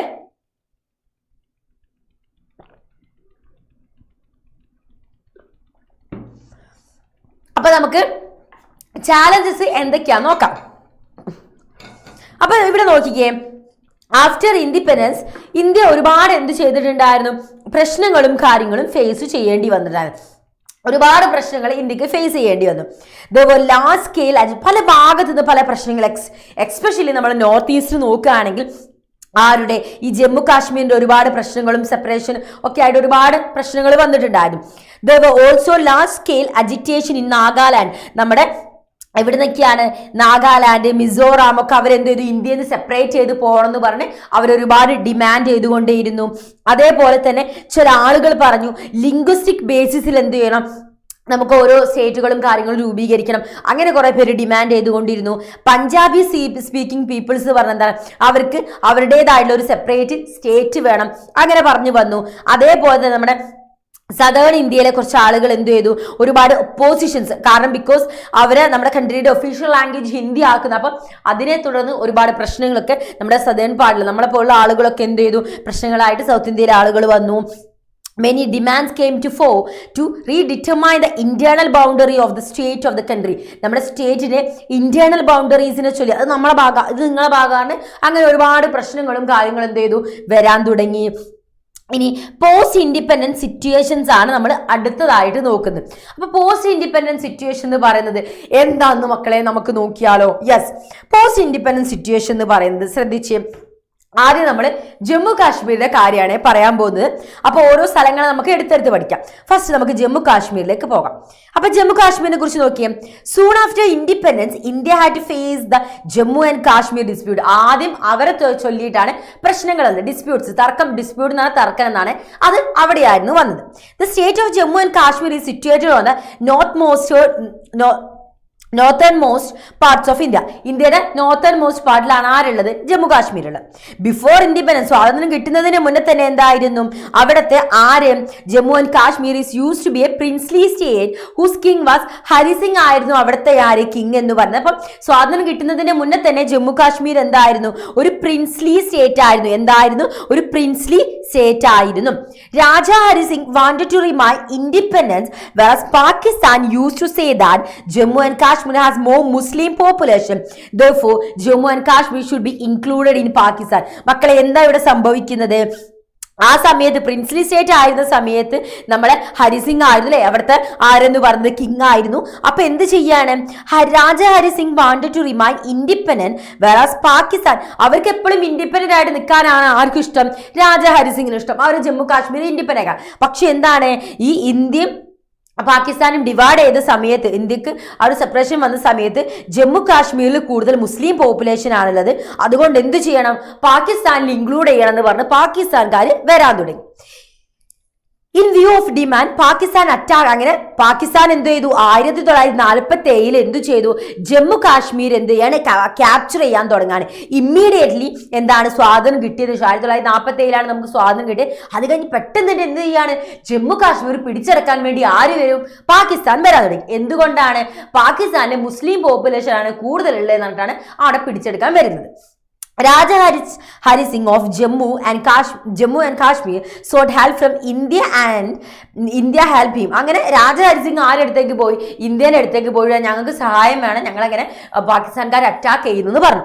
അപ്പൊ ആ ഒരു സമയത്ത് Hari Singh of Jammu Kashmir signed instrument of India's accession and officially Jammu Kashmir became a part of India. അങ്ങനെ ഇന്ത്യയിൽ ചേരാമെന്നുള്ള ഒരു ഒഫീഷ്യൽ എഗ്രിമെന്റിൽ ആര് ഒപ്പിടുന്നു? ഹരി സിംഗ് ഒപ്പിടുകയാണ് ചെയ്യുന്നത്. അങ്ങനെ ഒഫീഷ്യലി എന്ത് ചെയ്തു? ഇന്ത്യയുടെ ഭാഗമായിട്ട് ആര് മാറി? ജമ്മു കാശ്മീർ മാറി. In the meantime, it was also said that when the situation became normal, The plausible will be held to know which country people of Jammu and Kashmir want to join, but this referendum has not been conducted till date of Jammu and Kashmir was given some special right under Article 370. അപ്പോൾ ഇന്ത്യയുടെ ഭാഗമായിട്ടുണ്ട് ജമ്മു കാശ്മീർ, പക്ഷെ എന്താണ് അവർക്ക് കുറച്ച് special കാര്യങ്ങളൊക്കെ special റൈറ്റ്സും കാര്യങ്ങളുണ്ട്. അത് കൃത്യമായിട്ട് ആർട്ടിക്കിൾ 370 പറയുന്നുണ്ട്. അതുകൊണ്ടാണ് ഏതൊരു നിയമവും നമ്മൾ പറയുന്ന സമയത്ത് എക്സെപ്റ്റ് ജമ്മു ആൻഡ് കാശ്മീർ എന്ന് പറയുന്നത് എൻ്റെ മക്കൾ ശ്രദ്ധിച്ചിട്ടുണ്ടോ? അതുകൊണ്ടാണ് ബിക്കോസ് ജമ്മു ആൻഡ് കാശ്മീരിന് അവർക്ക് അവരുടേതായുള്ള കോൺസ്റ്റിറ്റ്യൂഷനും കാര്യങ്ങളൊക്കെ ഉണ്ട് കേട്ടോ. During the war 1947 Pakistan occupied some parts of Jammu and Kashmir which Pakistan called Azad Kashmir and by India it is called PoK Kashmir. PoK means എന്താണ്? പാകിസ്ഥാൻ ഒക്യുപ്പൈഡ് കാശ്മീർ. 1947 പാകിസ്ഥാൻകാര് കാശ്മീരിലേക്ക് എന്തിനു പോയിട്ടുണ്ടായിരുന്നത്? അവർ ക്യാപ്ചർ ചെയ്യാൻ പോയിട്ടുണ്ടായിരുന്നു. ആ സമയത്തായിരുന്നു രാജഹരി സിംഗ് ഇന്ത്യയോട് വന്ന് സഹായം ചോദിച്ചത്. അങ്ങനെ ആ ഒരു സമയത്ത് പാകിസ്ഥാൻകാർ കുറച്ച് ഭാഗങ്ങൾ ജമ്മു കാശ്മീരിൽ നിന്ന് പിടിച്ചെടുത്തിട്ടുണ്ടായിരുന്നു. ആ പിടിച്ചെടുത്ത സ്ഥലത്തെ പാകിസ്ഥാൻകാർ വിളിച്ചിരുന്ന പേരായിരുന്നു മക്കളെ ആസാദ് കാശ്മീർ എന്ന് പറയുന്നത്. പക്ഷെ ഇന്ത്യക്കാർ അതിനെ വിളിക്കുന്നത് എന്താ? POK. എന്താ ഇവിടെ പറയുന്നത്? പാകിസ്ഥാൻ ഒക്യുപ്പൈഡ് കാശ്മീർ എന്നായിരുന്നു ഇന്ത്യക്കാർ അതിനെ വിളിച്ചിട്ടുണ്ടായിരുന്നത്. ഇവിടെ ശ്രദ്ധിച്ചേ, ഇവര് തമ്മിലുള്ള ഒരു പ്രധാന പ്രശ്നം, മെയിൻ പ്രോബ്ലം എന്താന്ന് വെച്ചാൽ after the end of the war Jammu Kashmir become A part of India. ആ ഒരു യുദ്ധത്തിന് ശേഷം എന്താണ്? ജമ്മു കാശ്മീർ ഇന്ത്യയുടെ ഭാഗമായി തീർന്നു. The following special rights were given to Jammu and Kashmir in Indian Constitution through Article 370 and 35A. അങ്ങനെ 370 നമ്മുടെ ആർട്ടിക്കിൾ 370 കൃത്യമായിട്ട് എന്ത് ചെയ്യുന്നുണ്ട്? നമ്മുടെ ഇവരുടെ ജമ്മു കാശ്മീരിന്റെ റൈറ്റ്സ്, സ്പെഷ്യൽ റൈറ്റ്സ് പറയുന്നുണ്ട്. അതായത് അവർക്ക് സെപ്പറേറ്റ് ആയിട്ടുള്ള കോൺസ്റ്റിറ്റ്യൂഷൻ ആയിരിക്കും ഉണ്ടാവുക, സെപ്പറേറ്റ് ആയിട്ടുള്ള ഫ്ലാഗ് ആയിരിക്കും ഉണ്ടാവുക, approval of prime minister as a chief minister and Sadar Riyasat as a governor. എന്ത് ചെയ്തിട്ടുണ്ട്? Approval of prime minister as a chief minister ആയിരിക്കും അവിടെ ഉണ്ടായിരിക്കുക. അതേപോലെ സദാ റിസായത്ത് ആയിരിക്കും അവിടുത്തെ governor. Preventing non Kashmiris from buying property in Kashmir. അതായത് കാശ്മീരത്തെ അല്ലാത്തവർ അവിടെ പ്രോപ്പർട്ടി വാങ്ങുന്ന എന്ത് ചെയ്യുന്നുണ്ട്? അത് പ്രിവെന്റ് ചെയ്തിട്ടുണ്ട്. The need for approval of legislative assembly of Jammu and Kashmir to apply the law of Indian Kashmir etcetera. അപ്പൊ ഇത്രയും കാര്യങ്ങളാണ് നമ്മുടെ പാകിസ്ഥാൻ കൊടുത്തിട്ടുണ്ടായിരുന്ന സ്പെഷ്യൽ റൈറ്റ് എന്ന് പറയുന്നത്. അങ്ങനെ ഈ ജമ്മു കാശ്മീർ തമ്മിൽ ഒരുപാട് എക്സ്റ്റേണൽ ആയിട്ടും ഇന്റേണൽ ആയിട്ടുള്ള ഡിസ്പ്യൂട്ട്സ് നടന്നിട്ടുണ്ടായിരുന്നു. എന്താണ് മക്കളെ എക്സ്റ്റേണൽ ആൻഡ് ഇന്റേണൽ ഡിസ്പ്യൂട്ട് എന്ന് പറയുന്നത്? ഡിസ്പ്യൂട്ട് എന്ന് പറഞ്ഞാൽ നമുക്കറിയാം തർക്കങ്ങളാണ്. അപ്പൊ ആദ്യം നമുക്ക് എക്സ്റ്റേണൽ ഡിസ്പ്യൂട്ട്സ് എന്താണെന്ന് നോക്കാം. എന്റെ മക്കൾ റെഡി അല്ലേ? Since independence Pakistan has been claiming that the number of Muslim in Kashmir is high, therefore the Kashmir Valley should be a part of Pakistan, but India has always opposed this because the king of Kashmir Hari Singh himself signed the instrument of accession of India. External dispute എന്താന്ന് പറഞ്ഞിട്ടുണ്ടെങ്കിൽ നമ്മൾ സ്വാതന്ത്ര്യം കിട്ടി കഴിഞ്ഞതിന് ശേഷം പാകിസ്ഥാൻ അവരെ വേണമെന്ന് പറയാൻ എന്താ കാരണം? അവിടെ മെജോറിറ്റി എന്താ? മുസ്ലിംസ് ആണ് പറഞ്ഞിട്ടായിരുന്നു പ്രശ്നം ഉണ്ടാക്കിയത്. പക്ഷെ ഇന്ത്യക്കാർ ഇതൊന്നും മൈൻഡ് വെച്ചില്ല. കാരണം എന്താണ്? പാകിസ്ഥാൻകാർ ഇന്ത്യൻ അസെഷനിൽ കൃത്യമായിട്ട് എന്ത് ചെയ്തിട്ടുണ്ട്? ഒപ്പുവെച്ചിട്ടുണ്ട്. ഇൻസ്ട്രുമെന്റ് ഓഫ് അസോസിയേഷനിൽ കൃത്യമായിട്ട് ഒപ്പുവെച്ചിട്ടുണ്ട്. അതുകൊണ്ട് തന്നെ ജമ്മു കാശ്മീർ എന്താണ്? ഇന്ത്യയുടെ ഭാഗമാണെന്ന് പറഞ്ഞു. At the same time, India also complains about the promotion of separatism and terrorism by Pakistan in Jammu and Kashmir. അതേ സമയത്ത് എന്താണ് ഈ ടെററിസം ഒക്കെ പ്രൊമോട്ട് ചെയ്യുന്നതും അതെന്താ? ആ ഒരു ടെററിസം കാര്യങ്ങളൊക്കെ കൊണ്ടുവരുന്നതിനൊക്കെ ആരെതിരായിരുന്നു? ഇന്ത്യക്കാരെതിരായിരുന്നു. ജമ്മു കാശ്മീരിൽ ടെററിസം കാര്യങ്ങളൊന്നും കൊണ്ടുവരാൻ പാടില്ല, പാകിസ്ഥാൻ കൊണ്ടുവരുന്ന ഈ ഒരു കാര്യത്തിനൊക്കെ ആരെതിരായിരുന്നു? നമ്മുടെ ഇന്ത്യക്കാർ എതിരായിരുന്നു. അങ്ങനെ ഇതാണ് എക്സ്റ്റേണൽ ഡിസ്പ്യൂട്ട് എങ്കിൽ ഇന്റേണൽ ഡിസ്പ്യൂട്ട് എന്ന് പറയുന്നത് എന്താണ് മക്കളെ? India has given status to Jammu and Kashmir by article 370 and 35A in the constitution which is widely opposed. Article 370 കൃത്യമായിട്ട് ജമ്മു കാശ്മീരിന്റെ സ്പെഷ്യൽ സ്റ്റാറ്റസ് പറഞ്ഞിട്ടുണ്ട്. അപ്പൊ ഇവർക്ക് എന്താണ്? ഒരുപാട് റൈറ്റ്സും കാര്യങ്ങളൊക്കെ ഉണ്ട് അല്ലേ. Many thinkers believe that Jammu and Kashmir should also be given rights like other states of India. ബാക്കിയുള്ള ഇന്ത്യൻ സ്റ്റേറ്റുകൾക്കുള്ള അതേ റൈറ്റ്സ് ആണ് ജമ്മു കാശ്മീരിനുള്ളതാണ് പല ആളുകളും വിചാരിച്ചത്. So that it too can be fully integrated with India. While some others hold that the autonomy given by article 370 and 35A is not sufficient for Jammu and Kashmir. ചില ആളുകൾ പറഞ്ഞത് എന്താണ്, ഈ ഓട്ടോണമി ഇവര് ഓട്ടോണമി ആയിട്ട് നിൽക്കണം എന്നാ പറഞ്ഞിട്ടുണ്ടായിരുന്നു. അപ്പൊ ഇതെന്താ, ഒരു കംപ്ലീറ്റ് ആയിട്ടുള്ള ഓട്ടോണമി നമ്മൾ കൊടുത്തിട്ടില്ല എന്നും പറയുന്ന ചില ആളുകൾ ഉണ്ടായിരുന്നു. അപ്പൊ ആ ഓട്ടോണമി എന്ന് പറഞ്ഞാൽ സ്വയംഭരണം കൊടുത്തിട്ടില്ല എന്ന് പറയുന്ന ആളുകളും ഉണ്ടായിരുന്നു. ഇനി എന്താണ് ജമ്മു കാശ്മീരിലെ പൊളിറ്റിക്കൽ സിസ്റ്റം എന്നാണ് നമ്മൾ അടുത്തതായിട്ട് മക്കളെ നോക്കാൻ പോകുന്നത്. അപ്പൊ ജമ്മു കാശ്മീരിലെ പൊളിറ്റിക്കൽ സിസ്റ്റത്തിലേക്ക് നമുക്ക് പോയാലോടാ? യെസ്, നമുക്ക് പോവാലേ. യെസ്, എല്ലാവരും റെഡി അല്ലേ? ഒന്ന് ഉഷാറായി നിന്നേടാ, ഒന്ന് സെറ്റായിട്ട് പവറായി നിന്നിട്ട് നമുക്ക് ഈ ഒരു 2 പാഠം പഠിച്ചു കഴിഞ്ഞാൽ നമുക്ക് എന്താ ക്രിസ്മസ് എക്സാം അടിപൊളിയായിട്ട് നമുക്ക് എഴുതാൻ പറ്റും. അപ്പൊ നിങ്ങൾക്ക് ക്രിസ്മസ് എക്സാം എഴുതണ്ടേ? അപ്പൊ ഒരു എനർജറ്റിക് ആയിട്ട് അടിപൊളിയായിട്ട് സെറ്റായി പവറായി നിൽക്ക്. ഏറ്റവും ചെറുതായിട്ടാണ് മിസ് പറഞ്ഞത്, ഈ കാര്യങ്ങൾ മാത്രം ഈ നോട്ട് മാത്രം പഠിച്ചു പോയാൽ നിങ്ങൾക്ക് അടിപൊളിയായിട്ട് മാർക്ക് സ്കോർ ചെയ്യട്ടോ. അതേപോലെ എൻ്റെ മക്കളെല്ലാവരും എന്താണ് കമ്മ്യൂണിറ്റി ഗ്രൂപ്പിൽ ജോയിൻ ചെയ്യണം. സെറ്റായിട്ട് ഈ നോട്ട്സും കാര്യങ്ങളൊക്കെ എൻ്റെ മക്കൾക്ക് അവിടെ ലഭ്യമാവട്ടോ.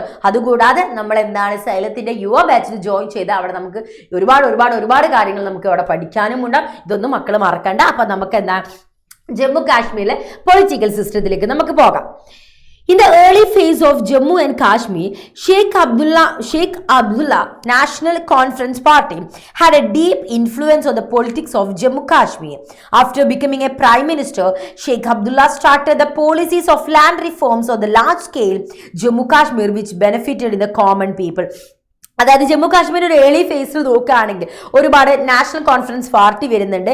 അവിടെ എന്താണ് ജമ്മു കാശ്മീരിൽ ഒരുപാട് ഡീപ്പായിട്ട് ഇൻഫ്ലുവൻസ് ചെയ്യാൻ പറ്റിയ ഒരു പൊളിറ്റിക്കൽ പാർട്ടി ആയിരുന്നു ഇത്. അങ്ങനെ അവിടുത്തെ പ്രൈം മിനിസ്റ്റർ ആയിട്ട് ഷെയ്ഖ് അബ്ദുള്ള വരികയും അവിടെ ലാൻഡ് റിഫോമുമായി ബന്ധപ്പെട്ടുള്ള ഒരുപാട് പോളിസീസും കാര്യങ്ങളും കോമൺ പീപ്പിളിന് ഗുണകരമാവുന്ന ഒരുപാട് പോളിസീസും കാര്യങ്ങളും കൊണ്ടുവരുന്നു. Seen the growing fame of Sheikh Abdullah in Jammu Kashmir, the central government removed him from 1953 and kept him in captivity for many years. The leaders who came after Sheikh Abdullah were not so effective and many questions were raised in the electoral system of Jammu Kashmir. അതായത് ഷെയ്ഖ് അബ്ദുള്ള നല്ല leader ആയിരുന്നു, അദ്ദേഹത്തിന് ശേഷം വന്ന ആളുകളൊന്നും effective ആയിരുന്നില്ല. So അതുകൊണ്ട് തന്നെ ഈ ഒരു ഇലക്ടോറൽ ഒരുപാട് ക്വസ്റ്റ്യൻസും കാര്യങ്ങളും വരാൻ തുടങ്ങി. Between 1953 and 74, the Congress had a great influence in the political system of the Jammu Kashmir. 1953-74 കാലഘട്ടത്തിൽ കോൺഗ്രസിന് അവിടെ എന്താ ഒരു ഗ്രേറ്റ് ഇൻഫ്ലുവൻസ് വരാൻ തുടങ്ങി. The National Conference ran the government with the support of the Congress and after some time the National Conference merged with the Congress. അപ്പം കോൺഗ്രസിന് എന്താണ് വലിയ ഇമ്പോർട്ടൻസും കാര്യങ്ങളും ഉണ്ടാവാൻ തുടങ്ങി. 1965 എന്തു സംഭവിച്ചു? Some changes were made in the provision of the കോൺസ്റ്റിറ്റ്യൂഷനിൽ നമ്മുടെ ജമ്മു കാശ്മീരിലെ കോൺസ്റ്റിറ്റ്യൂഷനിൽ കുറച്ച് മാറ്റങ്ങൾ വരാൻ തുടങ്ങി. The name of Prime Minister was changed to Chief Minister. Prime Minister എന്നാണ് ആ പേര് മാറ്റി Chief Minister എന്നാക്കി. Thus Ghulam Mohammad Sadiq became the first Chief Minister of Jammu Kashmir. അങ്ങനെ നമ്മുടെ ജമ്മു കാശ്മീരിലെ ആദ്യത്തെ ചീഫ് മിനിസ്റ്റർ ആയിട്ട് ആര് വന്നു? ഗുലാം മുഹമ്മദ് സാദിഖ് വന്നു. ആദ്യത്തെ പ്രൈം മിനിസ്റ്റർ എന്നുള്ള പേര് മാറ്റി chief minister ആക്കിയെന്നുള്ളൂ. 1974 agreement was signed between Indira Gandhi and Sheikh Abdullah, and Sheikh Abdullah was made the Chief Minister of Jammu Kashmir. Jammu കാശ്മീരിലെ ചീഫ് മിനിസ്റ്റർ ആയിട്ടുണ്ടായിരുന്ന ഷെയ്ഖ് അബ്ദുള്ളയും അതേപോലെ തന്നെ ആരും തമ്മിൽ ഇന്ദിരാഗാന്ധിയും തമ്മിൽ ഒരു എഗ്രിമെന്റ് 1974 ഒപ്പുവെക്കുന്നു. ഷെയ്ഖ് അബ്ദുള്ള ബോണിന്റെ 1977 അസംബ്ലി ഇലക്ഷനിൽ എന്തായിരുന്നു? ഹ്യൂജ് മെജോറിറ്റിയിലൂടെ അദ്ദേഹം എന്തു ചെയ്യാണ്? വിജയിക്കുന്നു. എഗെയിൻ ജമ്മു കാശ്മീരിലെ ചീഫ് മിനിസ്റ്റർ ആയിട്ട് ആര് മാറുന്നു? നമ്മുടെ ഷെയ്ഖ് അബ്ദുള്ള മാറുന്നു. After the death of Sheikh Abdullah 1982 നമ്മുടെ ഷെയ്ഖ് അബ്ദുള്ള മരണപ്പെടുകയും അതിനെ തുടർന്ന് അദ്ദേഹത്തിന്റെ മകനായ ഫറൂഖ് അബ്ദുള്ള ചീഫ് മിനിസ്റ്റർ ആയിട്ട് ജമ്മു കാശ്മീരിലെ ചീഫ് മിനിസ്റ്ററായി മാറുകയും ചെയ്യുന്നു. ബട്ട് കുറച്ച് സമയത്തിന് ശേഷം he was sacked by the governor due to which a feeling of resentment towards the central government was created in the minds of the people of Kashmir. This political turmoil continued till ഒരു political turmoil അവിടെ create ആവുകയും അത് 1986 വരെ നീണ്ടുപോവുകയും ചെയ്തു. And after that Congress and the National conference form an alliance. അങ്ങനെ അതിനുശേഷം കോൺഗ്രസും national കോൺഫറൻസും ചേർന്നിട്ട് എന്താ ഒരു അലയൻസ് അവിടെ ഫോം ചെയ്യുന്നു. 1987 എന്തു ചെയ്യാണ്, എലക്ഷൻ നടക്കുകയാണ്, അസംബ്ലി ഇലക്ഷൻ നടക്കുന്നു. നാഷണൽ കോൺഫറൻസ് എന്ന Congress alliance won the landslide victory and Farooq Abdullah became the chief minister. അങ്ങനെ ഫറൂഖ് അബ്ദുള്ള എന്താണ്, ചീഫ് മിനിസ്റ്റർ ആയിട്ട് ആവുന്നു. But it was believe that there has some misconduct in this election. പക്ഷേ ഇലക്ഷനിൽ എന്താണ്, ചില ചതികളൊക്കെ നടന്നിട്ടുണ്ടായിരുന്നു എന്നാണ് പറയുന്നത്. അങ്ങനെ പിന്നെ എന്ത് സംഭവിക്കുന്നു മക്കളെ, 1989 the demand of separatism in Jammu Kashmir started increasing and gradually Jammu and Kashmir came under the grip of militant movement. എന്തെയാണ്, അവിടെ വരാൻ തുടങ്ങുകയാണ്. 1990 എത്തിയ സമയത്ത് എന്താ, ജമ്മു കാശ്മീർ ഒരുപാട് ഇൻസിഡന്റ്, എക്സ്പെഷ്യലി നമുക്ക് എന്താണ് സെപ്പറേറ്റിസം, എന്താണ് നമ്മളിപ്പോൾ എന്താ വയലൻസ്, അങ്ങനെയുള്ള ഒരുപാട് ഇൻസർജൻസ്, അങ്ങനെ ഒരുപാട് പ്രശ്നങ്ങളും എക്കണോമിക്കലായാലും മിലിറ്ററിയിലായാലും ഒരുപാട് പ്രശ്നങ്ങൾ നേരിടുന്ന സമയത്ത് അവിടെ എന്താ, അവരെ എക്കണോമിക്കലി മിലിറ്ററി സപ്പോർട്ട് ആര് കൊടുക്കുന്നു, പാകിസ്ഥാൻ കൊടുക്കുന്നു. After this assembly election were held in 1966 election നടക്കുന്നു. വിച്ച് ഫറൂഖ് അബ്ദുള്ള ഗവൺമെന്റ് എന്തു ചെയ്യുന്നു, അവിടെ ഫോം ചെയ്യുന്നു. ദെൻ എന്താ പറയുന്നത്, യെസ്, മിസ്സിന്റെ നെയിം അനഘ എന്നാട്ടോ, വിഷ്ണു. ഓക്കെ, പിന്നെ എന്താ സംഭവിക്കുന്നത്, fair election were again held in Jammu കാശ്മീരിൽ 2002 ഒരു ഫെയർ ഇലക്ഷൻ നടക്കുന്നത്. ആ ഇലക്ഷനിൽ എന്താണ്, National Conference was replaced by the people. National Conference എന്താണ്, മാറുന്നു. അവിടെ Democratic Party and Congress government came to power. Democratic പാർട്ടിയും കോൺഗ്രസ് ഗവൺമെന്റും എന്ത് ചെയ്യുന്നതാണ്, തിരിച്ച് ഭരണത്തിൽ വരികയാണ് ചെയ്യുന്നത്. ഇനി ഇവിടെ നോക്കിക്കേടാ, അടുത്ത നമ്മൾ പറയാൻ പോകുന്നത് എന്തൊക്കെയാണ്, political system of Jammu and Kashmir after 2002. 2002 ശേഷമുള്ള പൊളിറ്റിക്കൽ സിസ്റ്റമാണ് നമ്മൾ പറയുന്നത്, political system of Jammu and Kashmir after 2002. അപ്പം ഇവിടെ എന്തൊക്കെയാ ശ്രദ്ധിച്ചേ, ആഫ്റ്റർ 2 അസംബ്ലി ഇലക്ഷൻ, എന്താ ഇവിടെ പറയുന്നത്, ആഫ്റ്റർ 2 അസംബ്ലി ഇലക്ഷൻ നമ്മുടെ ആരാ വരുന്നത് നോക്കാം നമുക്ക്, ആരാ വരുന്നത് എന്നുള്ളത്. Mufti Muhammad was head of the government for the first 3 years and after Ghulam Nabi Azad of Congress was made the chief minister, but due to the president's rule he could not complete his term. Yes, മിസ്സിന്റെ place കോഴിക്കോടാണ്. എന്താണ് Vishnu? Okay, Vishnu കോഴിക്കോടാണോ വീട്? Okay, അപ്പൊ ഇവിടെ വിഷ്ണു ശ്രദ്ധിച്ചേ, the next assembly elections were held in 2008. അടുത്ത assembly election എവിടെയാണ്, എപ്പോഴാണ് നടക്കുന്നത്, 2008. 2008 അസംബ്ലി ഇലക്ഷൻ നടക്കുന്നത്. And the National Conference and the Indian National Congress form by the government. അവിടെ എന്താണ്, ഇന്ത്യൻ നാഷണൽ കോൺഗ്രസ് എന്താണ്, ഗവൺമെന്റ് ഫോം ചെയ്യുന്നു. Reelections were held in the state in 2004 എന്ത് ചെയ്യുക, റീഇലക്ഷൻ നടക്കുന്നു. Which record the highest turnout in the last 25 years.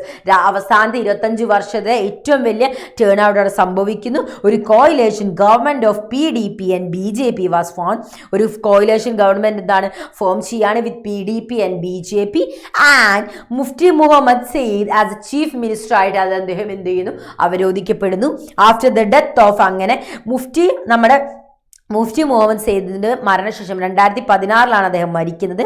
അദ്ദേഹത്തിന്റെ മകളായ മെഹബൂബ മുഫ്തി എന്താവാണ്, ഫസ്റ്റ് വിമൻ ചീഫ് മിനിസ്റ്റർ ആയിട്ട്, ജമ്മു കാശ്മീരിലെ ഫസ്റ്റ് വിമൻ ചീഫ് മിനിസ്റ്റർ ആയിട്ട് ആര് മാറുക, മെഹബൂബ മാറുകയാണ് ചെയ്യുന്നത്. ഓക്കെ അല്ലേ? ഇനി ഇവിടെ നോക്കിക്കേ, current status of Jammu Kashmir. Jammu കാശ്മീരിന്റെ ഇപ്പോൾ ഉള്ള സ്റ്റാറ്റസ് ആണ് നമ്മൾ നോക്കുന്നത്. ഇതുവരെ ജമ്മു കാശ്മീരിന് വന്ന ഒരു റൂട്ട് മാപ്പ് ആയിരുന്നു നമ്മൾ നോക്കിയതെങ്കിൽ, ഇപ്പൊ നമ്മൾ ജമ്മു കാശ്മീരിന്റെ കറന്റ് സ്റ്റാറ്റസ് ആണ് നോക്കാൻ പോകുന്നത്. ഇവിടെ ശ്രദ്ധിച്ചേടാം, article 370 was revoked by the government on August 5, 2019 and the special status of Jammu and Kashmir was abolish. ആ സ്പെഷ്യൽ സ്റ്റാറ്റസ് എന്ത് ചെയ്തു, അബോളിഷ് ചെയ്തു. At present, Jammu and Kashmir is divided into 2 union territory. ഇപ്പൊ എന്താണ്, ജമ്മു കാശ്മീരിനെ 2 യൂണിയൻ ടെറിട്ടറി ആയിട്ട് divide ചെയ്തിട്ടുണ്ട്. Jammu and Kashmir and Ladakh. എന്താണ്, Jammu and Kashmir എന്നും ലഡാക്ക് എന്നുമുള്ള 2 യൂണിയൻ ടെറിട്ടറിയായിട്ട് എന്ത് ചെയ്തിട്ടുണ്ട്, ഡിവൈഡ് ചെയ്തിട്ടുണ്ട്. പഞ്ചാബിനെ കുറിച്ച് നമ്മൾ പറഞ്ഞു, പഞ്ചാബ് എന്താണ് പ്രശ്നമുണ്ടാക്കിയ ഒരു സ്റ്റേറ്റുകളിൽ ഒന്നായിരുന്നു. പഞ്ചാബ് തമ്മിൽ കുറച്ച് പ്രശ്നങ്ങൾ ഉണ്ടായിരുന്നു. The partition of Punjab between India and Pakistan took place at the time of independence which brought about the major change of social structure of Punjab. A similar partition was done after independence 1966 as well, and two new states, Haryana and Himachal Pradesh, were created separately from Punjab, due to which the social system of Punjab changed a big way.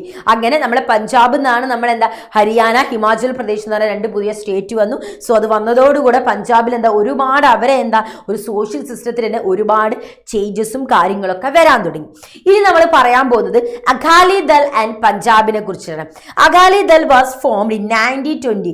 1920 form ചെയ്തിട്ടുണ്ടായിരുന്ന ഒരു സിഖുകാരുടെ political wing ആണ് നമ്മൾ അകാലി ദൾ എന്ന് പറയുന്നത്. 1977 the Akali Dal form ഒരു coalition government പഞ്ചാബിൽ form ചെയ്യുന്നു. എന്താ ഫോം ചെയ്യുന്നത്? ഒരു കോയിലേഷൻ ഗവൺമെന്റ് പഞ്ചാബിൽ ഫോം ചെയ്യുന്നു. The Akali Dal government formed 1977 was dismissed by the center before completing its term. The Akali government was formed 1977 was dismissed. അവർ ആ ഒരു ടേം കഴിയുന്നതിന് മുന്നേ എന്താണ് അവർ ഡിസ്മിസ് ആവുകയാണ് സംഭവം. The Akali Dal was aware that their position was weak politically. അവരെന്താണ് politically എന്താണ് വളരെ വീക്കായിട്ട് എന്താണ് അങ്ങനെ പറയാണ് ചെയ്യുന്നത്. ഇവിടെ നോക്കിക്കഴിഞ്ഞാൽ എന്താ സംഭവിക്കുന്നത്? They did not enjoy much support among Hindus in Punjab. പഞ്ചാബിലെ ഹിന്ദുസിന്റെ എന്താ അധികം സപ്പോർട്ടോ കാര്യങ്ങളോ എന്താണ് അവർക്ക് ലഭ്യമാകുന്നില്ല. നോക്കിക്കേ, they had the support of Sikh community, but like other community it was divided into caste, and for this reason support was weakening. എന്താണ് അവർക്ക് ഒരു അധികം support? they had the support of Sikh community. അത് കൂടുതൽ support Sikh കമ്മ്യൂണിറ്റിനാണ് കിട്ടുന്നത്. but like other community it was divided into caste ബേസിലൊക്കെ divide ചെയ്ത് അവർക്ക് അധികം ഇതും കാര്യങ്ങളൊന്നും ലഭിക്കുന്നില്ല എന്ന് പറയുകയാണ്. അങ്ങനെ ഒരുപാട് ആളുകൾ ഞാൻ പറഞ്ഞു ഓട്ടോണമിക്ക് വേണ്ടി എന്ത് ചെയ്തിട്ടുണ്ടായിരുന്നു? ട്രൈ ചെയ്തിട്ടുണ്ടായിരുന്നു. ഒരുപാട് ആളുകൾ എന്തിനു വേണ്ടി ട്രൈ ചെയ്തിട്ടുണ്ടായിരുന്നു? ഓട്ടോണമിക്ക് വേണ്ടിയിട്ട് ട്രൈ ചെയ്തിട്ടുണ്ടായിരുന്നു. അപ്പോൾ ഓട്ടോണമിക്ക് വേണ്ടി ട്രൈ ചെയ്തിട്ടുണ്ടായിരുന്ന ആളുകളെ കുറിച്ച് നമുക്കിനി നോക്കിയാലോ. Seeing the weak position, a section of Sikhs raised the demand for autonomy for Punjab. സിഖുകാർ എന്ത് ചെയ്തു? അവർ ഓട്ടോണമി വേണമെന്ന് പറഞ്ഞു. സിഖുകാർ എന്ത് പറഞ്ഞു? ഒരു ഓട്ടോണമി വേണമെന്ന് പറഞ്ഞു. അവർക്ക് നമ്മൾ സ്വന്തമായിട്ട് ഒരു സ്വയം ഭരണം വേണമെന്ന് അവർ പറയാൻ തുടങ്ങി പഞ്ചാബിന്. 1973 a conference was organized at Anandpur Sahib and resolution was passed which is known as Anandpur Sahib resolution. എന്ത് ചെയ്തു? 1973 സ്റ്റാർട്ട് ചെയ്തു. It mainly define the relationship between the central and the state. സെൻറ്ററും സ്റ്റേറ്റും തമ്മിലുള്ള റിലേഷൻഷിപ്പും കാര്യങ്ങളും ഡിഫൈൻ ചെയ്യുന്നതായിരുന്നു. Amazing the aspiration of Sikh and proclaiming the dominance and supremacy of the Sikh. സിഖിന് സുപ്രീമസിയും കാര്യങ്ങളൊക്കെ കൊടുത്തുകൊണ്ടുള്ള ായിരുന്നു മക്കളെ അത്.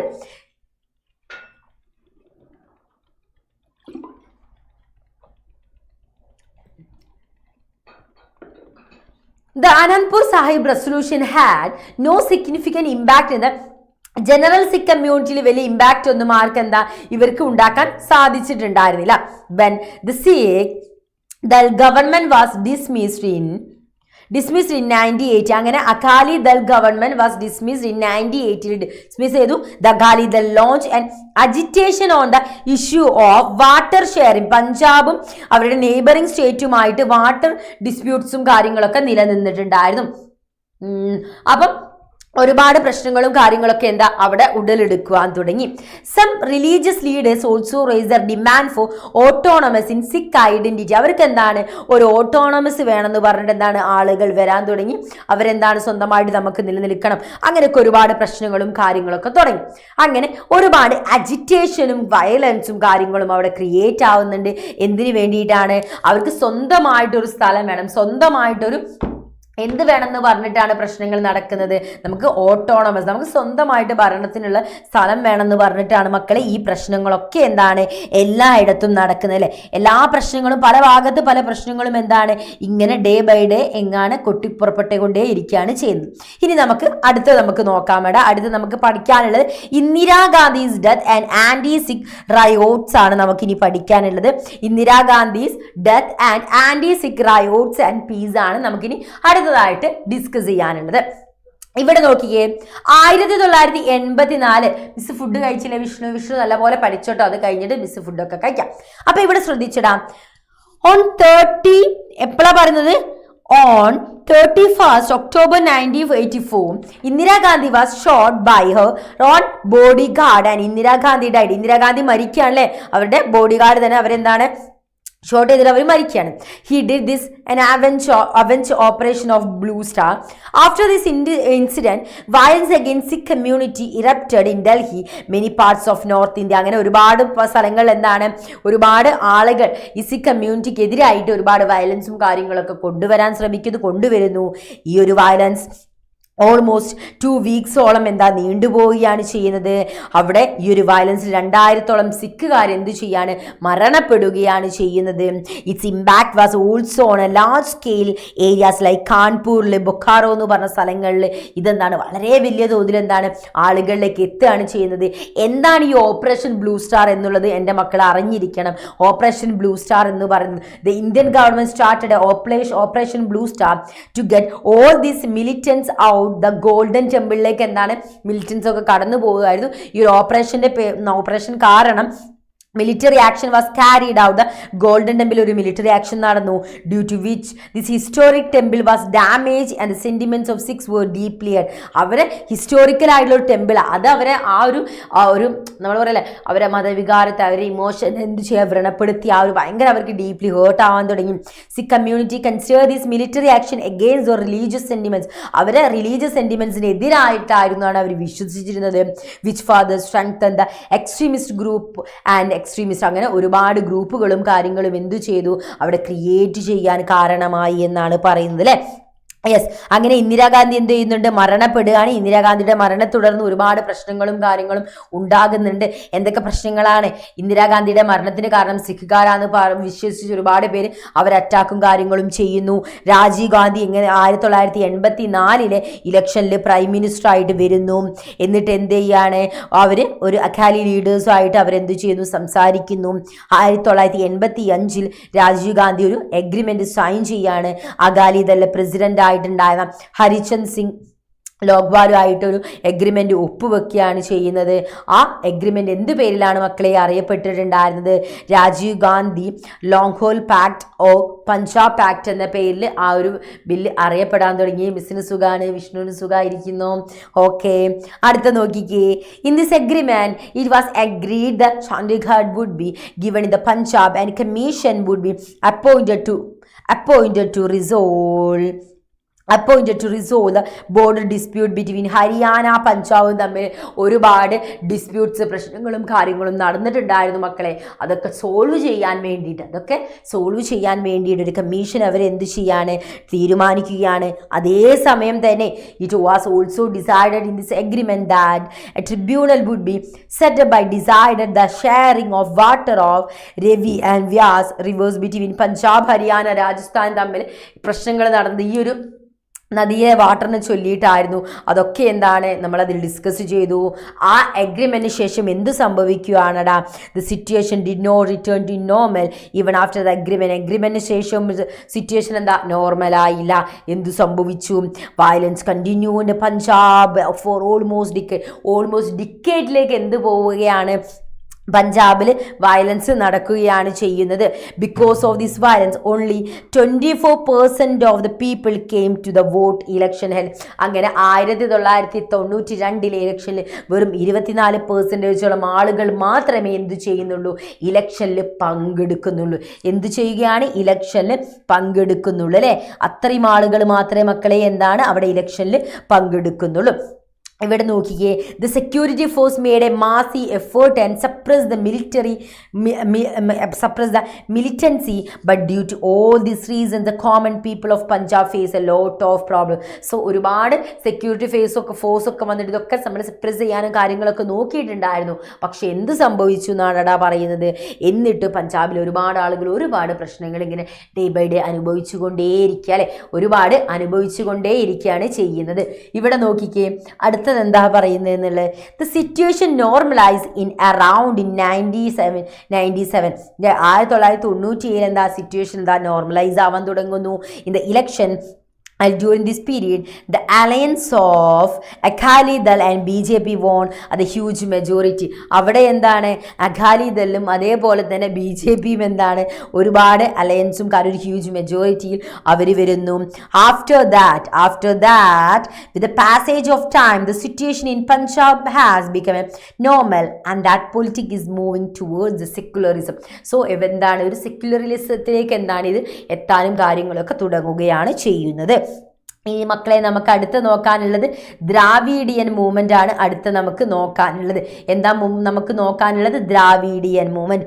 എന്താണ് ഈ ദ്രാവിഡിയൻ മൂവ്മെന്റ് എന്ന് പറയുന്നത്? Thank you Vishnu, thank you so much. So Dravidian movement എന്താ നമുക്ക് നോക്കാം. Dravidian movement was initiated by Tamil social reformer ആയിരുന്ന EV രാമസ്വാമി നായിക്കർ ആയിരുന്നു അദ്ദേഹം. ഹു ഓൾസോ നോൺ ആസ്, മറ്റൊരു പേരിലൂടെ അറിയപ്പെടുന്നുണ്ട്, പെരിയാർ എന്ന പേരിലൂടെ അറിയപ്പെടുന്നുണ്ട്. അദ്ദേഹമായിരുന്നു എന്ത് ചെയ്തിട്ടുണ്ടായിരുന്നു? ഈ മൂവ്മെന്റ് ഇനീഷ്യേറ്റ് എടുത്തിട്ടുണ്ടായിരുന്നത്. ഒരു ന്യൂ പൊളിറ്റിക്കൽ ഓർഗനൈസേഷൻ അവരെന്ത് ചെയ്യുന്നുണ്ട്? എസ്റ്റാബ്ലിഷ് ചെയ്യുന്നുണ്ട്. ഈ ഓർഗനൈസേഷൻ കൂടുതൽ അവർ മെയിൻലി ഒപ്പോസ് ചെയ്തിട്ടുണ്ടായിരുന്നത് നമ്മുടെ ബ്രാഹ്മിൻസിൻ്റെ സുപ്രീമസിനെയായിരുന്നു. അതേപോലെ തന്നെ spoke of emphasizing regional prestige while denying the political economic and cultural dominance of northern people. ഇതൊക്കെയായിരുന്നു എന്താ പറഞ്ഞിട്ടുണ്ടായിരുന്നത്. ഇതിനൊക്കെയായിരുന്നു അവർ ഇമ്പോർട്ടൻസ് കൊടുത്തിട്ടാണ്. ക്ലാസ് എടുത്ത് കഴിഞ്ഞിട്ട് മിസ്സിന് ഒച്ച ഉണ്ടാവണ്ടേ? ക്ലാസ് എടുത്ത് കഴിഞ്ഞിട്ട് നിങ്ങൾക്ക് പാട്ട് പാടാൻ ഡാൻസ് കളിക്കാനുള്ള ഒച്ച പാങ്ങ് മിസ്സിൻ്റെ സൗണ്ട് ഇല്ല. അപ്പം അടുത്ത ക്ലാസ്സിൽ മിസ് പാട്ടൊക്കെ പഠിച്ചു വരാം കേട്ടോ. ഇന്ന് അത്രയേ ഉള്ളൂ ഒച്ച. അപ്പം ഇവിടെ നോക്കിക്കേ, നീ നല്ല പഠിച്ചാൽ മതി. മിസ് നീ പഠിച്ച് നല്ല മാർക്കൊക്കെ വാങ്ങിയിട്ട് മിസ് നല്ല പാട്ടൊക്കെ പാടിത്തരാം കേട്ടോ. ഓക്കെ അല്ലേ വിഷ്ണു? നോക്കിയേ, initially Dravidian movement use to make its demand on the basis of whole of south India. തുടക്കകാലത്തിൽ സൗത്ത് ഇന്ത്യയിൽ എല്ലാവർക്കും വേണ്ടിയുള്ള കാര്യങ്ങളായിരുന്നു, ഡിമാൻഡ്സ് ആയിരുന്നു അവർ പറഞ്ഞിട്ടുണ്ടായിരുന്നത്. But due to not getting much support of, പക്ഷെ ബാക്കിയുള്ള നമ്മുടെ സദേൺ സ്റ്റേറ്റിൽ നമ്മുടെ സൗത്ത് ഇന്ത്യയിൽ നിന്ന് അധികം സപ്പോർട്ടും കാര്യങ്ങളൊന്നും ലഭിച്ചിട്ടുണ്ടായിരുന്നില്ല. പക്ഷെ എന്താണ് ഈ മൂവ്മെന്റ് അപ്പോഴും തമിഴ്നാട്ടിൽ നല്ല രീതിയിൽ അദ്ദേഹം കണ്ടിന്യൂ ചെയ്തു പോവുകയായിരുന്നു. Later it was partition and its entire political legacy fell into hands of Dravida Munnetra കഴകത്തിലേക്ക് മാറുകയും അതാണ് പിന്നെ എന്താണ് DMK എന്ന പേരിൽ, അതിപ്പോൾ അറിയപ്പെടുന്നത് DMK എന്ന പേരിലാണല്ലേ അറിയപ്പെടുന്നത്. ഈ ഒരു പീരീഡ് എന്ന് പറഞ്ഞാൽ 1953 മുതൽ 54 വരെയായിരുന്നു. DMK started 3 point movement. അവരെന്താ 3 പോയിന്റ് മൂവ്മെന്റ് അവർ സ്റ്റാർട്ട് ചെയ്യുന്നുണ്ട്. അവർ 3 point movement with following 3 demands ആണ് അവർ പറഞ്ഞിട്ടുണ്ടായിരുന്നത്. ഒന്നെന്താണ്? Kallakudi railway station should be renamed as Dalmiapuram. എന്താക്കണം എന്നാണ്? കല്ലഗുഡി റെയിൽവേ സ്റ്റേഷൻ എന്ത് പേരാക്കണം? റീനെയിം ചെയ്യണം, ദാൽമിയപുരം എന്നാക്കണം എന്ന് പറഞ്ഞു. The history of Tamil culture should be given more importance in the school curriculum. School കരിക്കുലത്തിൽ എന്ത് വേണം? നമ്മളെ തമിഴ്നാടിൻ്റെ ഹിസ്റ്ററി നല്ല രീതിയിൽ അവർ പ്രൊവൈഡ് കൊടുത്തിട്ടുണ്ടായിരിക്കണം. ഒപ്പോസ് ദ സ്റ്റേറ്റ് ഗവൺമെന്റ് ഷിപ്കർമ education program because according to the organisation it promote brahmanical outlook നൽകുന്ന ഷിപ് കർമ്മ എന്ന പ്രോഗ്രാംസും കാര്യങ്ങളും അവർ എഗെയിൻസ്റ്റ് ആയിട്ട് എതിർപ്പും കാര്യങ്ങളൊക്കെ രേഖപ്പെടുത്തുകയും ചെയ്തിട്ടുണ്ടായിരുന്നു. DMK got success in anti Hindi movement ഒക്കെ അവർ നടത്തിയിട്ടുണ്ടായിരുന്നു. 1965 and its influence on the people increase. 1965 anti Hindi movement അവർ നടത്തിയിട്ടുണ്ടായിരുന്നു. 1967 അസംബ്ലി ഇലക്ഷനിൽ എന്താണ് അവർ പങ്കെടുക്കുകയും since the Dravida organisation have dominated the political system of തമിഴ്നാട്ടിലെ പൊളിറ്റിക്കൽ സിസ്റ്റത്തിൽ ഇപ്പോഴും എന്താ ഡോമിനേറ്റ് ആയി നിൽക്കുന്ന ഒരു ഓർഗനൈസേഷൻ തന്നെയാണ് ദ്രാവിഡൻ ഓർഗനൈസേഷൻ എന്ന് പറയുന്നത്. ഇത്രയും എന്താ മുൻപ് ഡോമിനേറ്റ് ആയി നിൽക്കുന്ന ഒന്ന് തന്നെയാണ് നമ്മുടെ DMK എന്ന് പറയുന്നത്. ഓക്കെ, മിസ് എവിടെയാ സ്കൂൾ പഠിപ്പിക്കുന്നത്? ഞാൻ എവിടെയാ സ്കൂൾ പഠിക്കുന്നത്? ഞാൻ സൈലത്തിന്റെ ക്ലാസ് അല്ലടാ അപ്പൊ പഠിപ്പിക്കുന്നത്. അപ്പൊ സൈലത്തിലെല്ലാം ഉണ്ടാവും വിഷ്ണു. എന്തൊക്കെ ചോദ്യങ്ങളാ? അടുത്ത് നോക്കിയേ, നോർത്തേൺ ഇന്ത്യ ആണ് നമ്മൾ നോക്കാൻ പോകുന്നത്. നോർത്ത് ഈസ്റ്റ് ഇന്ത്യ ആണ് നോക്കുന്നത്. There are mainly 7 state in north east India, also known as 7 sisters. അല്ലെ, 7 സിസ്റ്റേഴ്സ് എന്ന് പറഞ്ഞാൽ 7 സ്റ്റേറ്റ് ആണ് നോർത്ത് ഈസ്റ്റ് ഇന്ത്യ എന്ന് പറയുന്നത്. അതിലാണ് ആരൊക്കെ മക്കളെ വരുന്നത്?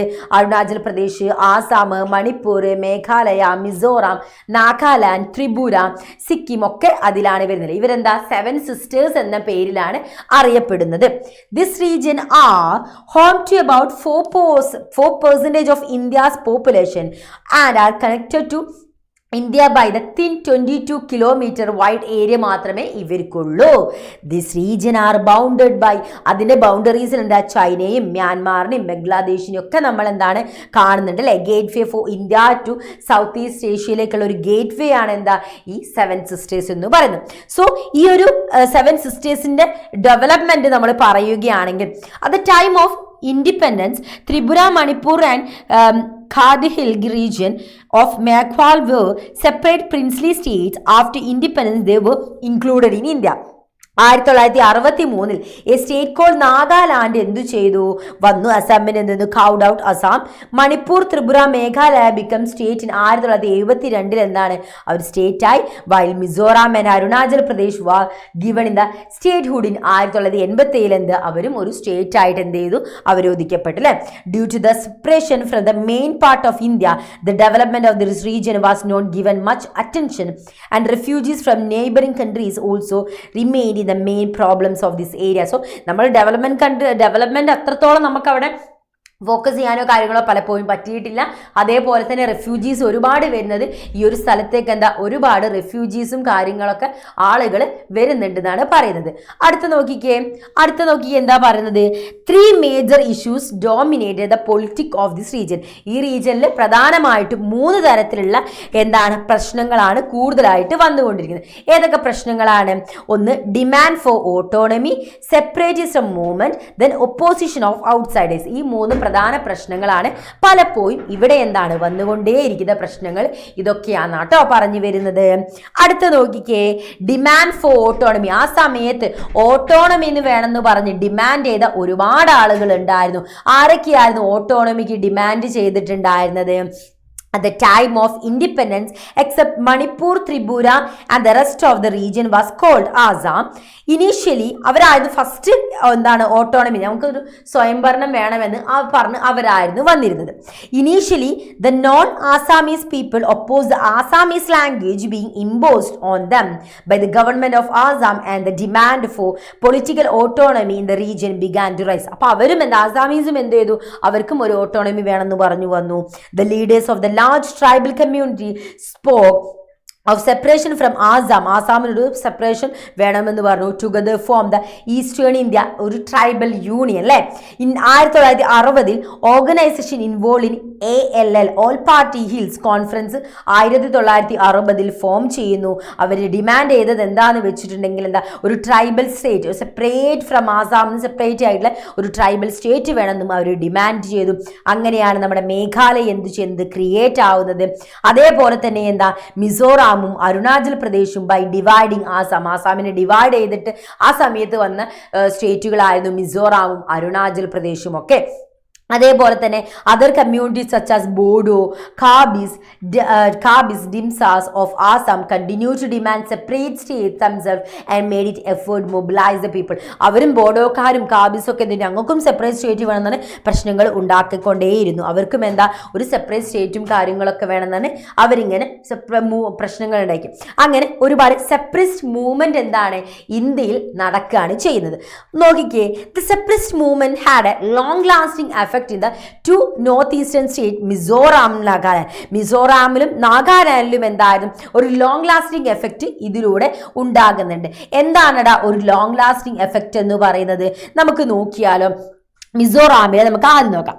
At the time of independence the Mizo mountainous region was made an autonomous district within Assam, but the Mizo people believed that they were never the part of British India, hence they have no affiliation with Indian Union. So ബ്രിട്ടീഷുകാർ ഭരിക്കുന്ന സമയത്ത് പോലും നമ്മൾ British ഇന്ത്യയുടെ ഭാഗമല്ല, പിന്നെ ഇന്ത്യക്കാർ വരുന്ന സമയത്ത് ഇന്ത്യൻ യൂണിയന്റെ ഭാഗമായിട്ട് നമ്മൾ എന്തിനു മാറണം എന്നായിരുന്നു മിസോറാമുകാർ ചോദിച്ച ചോദ്യം.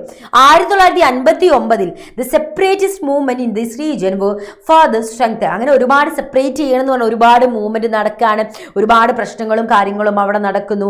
അത് government of Assam was unable to manage them. ആസാമിലെ ഗവൺമെന്റിന് ഇതൊന്നും എന്താ മാനേജ് ചെയ്യാൻ പറ്റുന്നില്ല. മീസോ പീപ്പിൾ വീണ്ടും എന്താ ആംഗ്രി ആയിക്കൊണ്ടിരിക്കുക. മീസോ നാഷണൽ ഫ്രണ്ട് ഒരു പ്രശ്നം നടക്കുകയാണ്. നമ്മുടെ ലാൽഡെങ്ക എന്ന് പറയുന്ന ആളുടെ ലീഡർഷിപ്പിൽ ഒരു മീസോ മൂവ്മെൻറ്റ്, മീസോ നാഷണൽ ഫ്രണ്ട് നടക്കുകയാണ് ചെയ്യുന്നത്. മീസോ നാഷണൽ ഫ്രണ്ട് അങ്ങനെ ലോഞ്ച് ചെയ്യുക, അവർ ആംഡ് ക്യാമ്പയിൻ 1966 ലോഞ്ച് ചെയ്യുകയും അവർ ഇൻഡിപെൻഡൻസിന് വേണ്ടി demand ചെയ്തുകൊണ്ടേയിരുന്നു.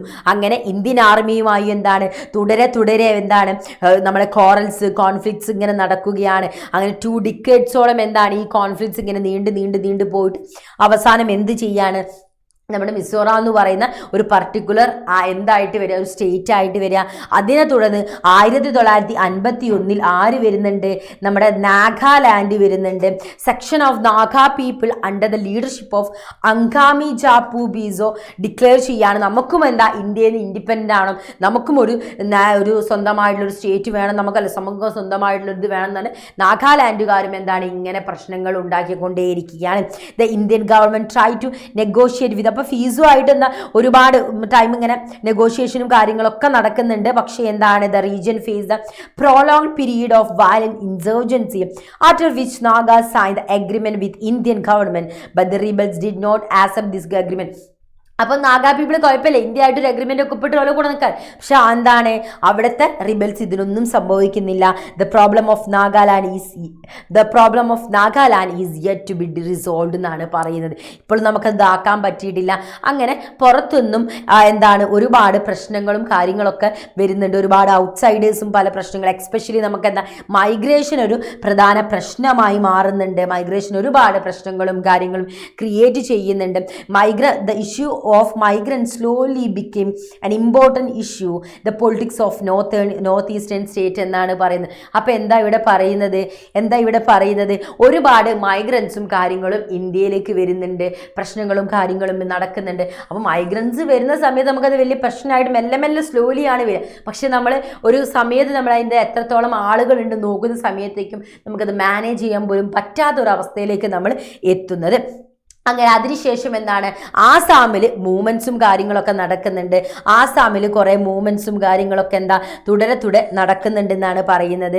The best example of this movement was against the outsiders in Assam since 1978 എന്താണ് 79 ഒരുപാട് മൂവ്മെൻറ്റ്സും കാര്യങ്ങളും നടക്കുന്നുണ്ട്. This movement started because the people of Assam suspected that A large number of Muslim population from Bangladesh was coming and living in this area. അപ്പോൾ ഇവിടെ എന്താ പറയുന്നത്, ഒരു large movement നടക്കുകയാണ്. ലാർജ് മുസ്ലിം പോപ്പുലേഷൻ എന്താണ് ബംഗ്ലാദേശിലേക്ക് വരികയാണ്. Was coming and living in there area, due to which the danger of becoming minorities increase. മൈനോറിറ്റികൾ ഇങ്ങനെ എന്താ കൂടി വരികയാണ്. കുറേ ആളുകൾ പല സ്ഥലങ്ങളിൽ നിന്ന് വരുന്നു. Along the tea plantation in Assam, natural resources like oil, coal are very available ആയിട്ടുള്ള സ്ഥലമായതുകൊണ്ടായിരുന്നു ആളുകൾ ഇങ്ങനെ വന്നുകൊണ്ടേയിരിക്കുന്നത്.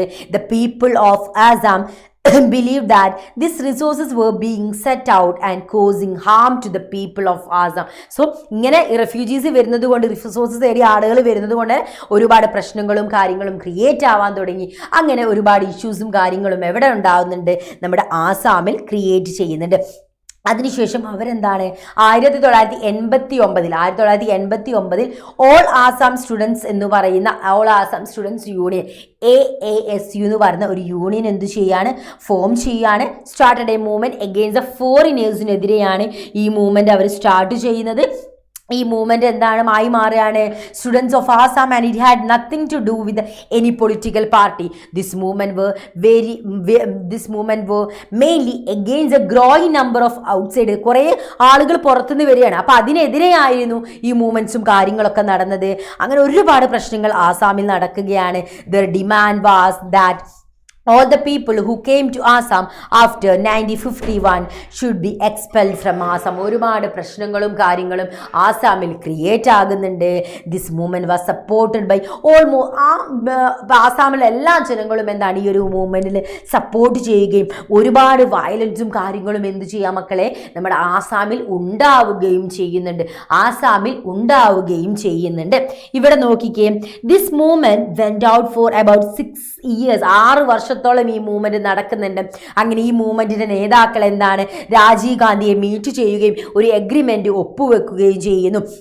ഈ അഗ്രിമെന്റിലൂടെ in this agreement it was stipulated that all the people who came to Assam during and after Bangladesh war in 1971 would be sent out Assam. This known as the Assam Accord എന്ന് പറയുന്ന അത് ഇതിനു ശേഷം വന്ന ആളുകളൊക്കെ എന്താണ് ഇവിടുന്ന് എന്ത് ചെയ്യുന്നുണ്ട് പറഞ്ഞയക്കുന്നുണ്ട് stipulated that all people who came to Assam during Bangladesh send out ചെയ്യുകയാണ്. ആസാമിൽ ഇങ്ങനെ പ്രശ്നങ്ങളൊക്കെ നടന്നുകൊണ്ട് ആണല്ലേ ഇങ്ങനെയൊക്കെ കാര്യങ്ങളൊക്കെ എന്താണ് ആസാമിൽ നടക്കുന്നത്. പിന്നെ സിക്കിമിനെ കുറിച്ച് നമ്മൾ പറഞ്ഞിട്ടുണ്ടായിരുന്നു. ഈ Sikkim was not a part of India but its foreign and defence related matters were in the hands of India. Sikkim എന്ന് പറഞ്ഞാൽ ഇന്ത്യയുടെ പാർട്ടല്ല, പക്ഷെ എന്താ അതിൻ്റെ ഫോറിനും ഡിഫൻസും കാര്യങ്ങളൊക്കെ ഇപ്പോഴും ഇന്ത്യയുടെ കയ്യിൽ തന്നെയാണ്. while its internal system was handled by Raja ചൊക്യാൽ എന്ന് പറയുന്ന ആളാണ് അതിൻ്റെ ഇന്റേണൽ സിസ്റ്റം കാര്യങ്ങളൊക്കെ നോക്കുന്നത്. അങ്ങനെയൊക്കെ കാര്യങ്ങളാണ് നമുക്ക് നമ്മുടെ സിക്കിമിൽ പഠിക്കാനുള്ളത്. ദെൻ ഇത്രയും കാര്യങ്ങളാണ് മക്കളെ നമുക്ക് ഈ ഒരു പർട്ടിക്കുലർ ചാപ്റ്ററിൽ നമുക്ക് പഠിക്കാനുള്ളത്. ഐ ഹോപ്പ് നിങ്ങൾക്ക് ഈ കാര്യങ്ങളൊക്കെ മനസ്സിലായെന്ന് മിസ് വിശ്വസിക്കുകയാണ്. അപ്പം ഈ പാഠത്തിൽ നമുക്ക് എന്താണ് ഒരുപാട് കാര്യങ്ങൾ നമുക്ക് മനസ്സിലാക്കാൻ പറ്റുന്നുണ്ട്. ഫസ്റ്റ് ലെസൺ എന്തായിരുന്നു? Regional aspiration are an important part of the democratic system. Democratic സിസ്റ്റത്തിൻ്റെ ഒരു പ്രധാന പാർട്ടാണ് എന്ത് എന്ന് പറയുന്നത്? Regional aspiration. ഓരോ വ്യക്തികൾക്ക് ഓരോ ആഗ്രഹങ്ങൾ ഉണ്ടാവുക. നമുക്കൊരു സ്വയം ഭരണം നടക്കാന്നുള്ള നമ്മളെ ആഗ്രഹങ്ങളായിരിക്കും. അപ്പോൾ അതെല്ലായ്പ്പോഴും നമുക്ക് നടത്തി തരാൻ പറ്റിക്കൊള്ളുന്നില്ല. പക്ഷെ അത് കൂടുന്ന സമയത്ത് നമുക്കത് എന്താണ് ഓക്കെയാണ്, അത് യുക്തിക്ക് നിരക്കുന്ന രീതിയിലുള്ള ഒരു ആഗ്രഹമാണെങ്കിൽ ഒരു റീജിയണൽ ആസ്പിറേഷൻ ആണെങ്കിൽ നമുക്ക് എന്താ അവിടെ നടത്തി കൊടുക്കല്ലേ. അപ്പോൾ ഒരു ഡെമോക്രാറ്റിക് സിസ്റ്റത്തിന്റെ ഒരു ഇമ്പോർട്ടൻറ്റ് പാർട്ട് തന്നെയാണ് regional aspiration. Through this the government gets to know about the demand of ഒരു കോമൺ പീപ്പിളിന്റെ ഡിമാൻഡ്സും പ്രോബ്ലം ഒക്കെ ഒരു റീജിയണൽ ആസ്പിറേഷനിലൂടെ മാത്രമേ ഗവൺമെന്റ് മനസ്സിലാക്കാൻ സാധിക്കുകയുള്ളൂ. അതേപോലെ തന്നെ എന്താണ് ആളുകൾക്ക് ഇതിന് സൊല്യൂഷനും കാര്യങ്ങളൊക്കെ എന്താണ് കൊടുക്കാനും നമുക്ക് സാധിക്കും. At the same time, instead of opposing regional aspiration, a democratic dialogue is better way to address them. So, ഇങ്ങനെയുള്ള റീജിയണൽ ആസ്പിറേഷൻ ഒക്കെ വരുന്ന സമയത്ത് അവർ ഒപ്പോസ് ചെയ്യുന്നതിനെക്കാട്ടും അവർക്ക് കൃത്യമായിട്ട് മറുപടി കൊടുക്കാൻ നമുക്ക് സാധിക്കുന്നു. അവർ അഡ്രസ്സ് ചെയ്യാൻ പറ്റുന്ന ഒരേ ഒരു രീതി മാത്രമേ ഉള്ളൂ, അത് നമ്മുടെ ഡെമോക്രാറ്റിക് ഡയലോഗാണ്. ദെൻ തേർഡ് ലെസൺ എന്താണ് ഈ ചാപ്റ്ററിലൂടെ നമുക്ക് ലഭിക്കുന്നത്? Importance of common people aspiration and contribution in countries power. ഓരോ വ്യക്തികളുടെയും കോമൺ പീപ്പിളുടെയും ഇമ്പോർട്ടൻ്റ് അവരെ ആഗ്രഹങ്ങൾ ആസ്പിറേഷൻ എന്ന് പറയുന്നത് ഇമ്പോർട്ടൻ്റ് തന്നെയാണ്. നമ്മുടെ കൺട്രീൻ്റെ പവറിൽ വളരെയധികം ഇമ്പോർട്ടൻ്റ് ആയിട്ടുള്ള ഒന്ന് തന്നെയാണ് അവരുടെ ആഗ്രഹങ്ങൾ. അത് പ്രധാനപ്പെട്ട കോൺട്രിബ്യൂഷൻ തന്നെയാണ്. നാലാമത്തെ ലെസൺ എന്താണ്? Economically equal development of all the region in the country is necessary. അതുമാണ് നമുക്ക് എന്താണ് ഈ ഒരു പാഠഭാഗത്ത് നമുക്ക് ലഭിക്കുന്ന ലെസൺ. അപ്പം നമ്മൾ ഇന്ന് 2 ചാപ്റ്റർ ആയിരുന്നു പഠിച്ചിരുന്നത്. ആദ്യം നമ്മൾ പോപ്പുലർ മൂവ്മെൻറ്റും കാര്യങ്ങളൊക്കെ നമ്മൾ നോക്കി. ദെൻ നമ്മൾ സെക്കൻഡ് പഠിച്ചത് എന്തായിരുന്നു? റീജിയണൽ ആസ്പിറേഷൻ എന്ന് പറഞ്ഞ 2 ചാപ്റ്റേഴ്സ് ആണ് നമ്മൾ പഠിച്ചത്. ഐ ഹോപ്പ് നമ്മൾ ഇന്ന് പഠിച്ച കാര്യങ്ങളൊക്കെ എൻ്റെ മക്കൾക്ക് മനസ്സിലായെന്ന് മിസ് വിശ്വസിക്കുകയാണ്. അടുത്ത ക്ലാസ്സിൽ അടുത്ത ചാപ്റ്റർ ആയിട്ട് നമുക്ക് വീണ്ടും കണ്ടുമുട്ടാം. So that's all for this video. Thanks for watching us dears.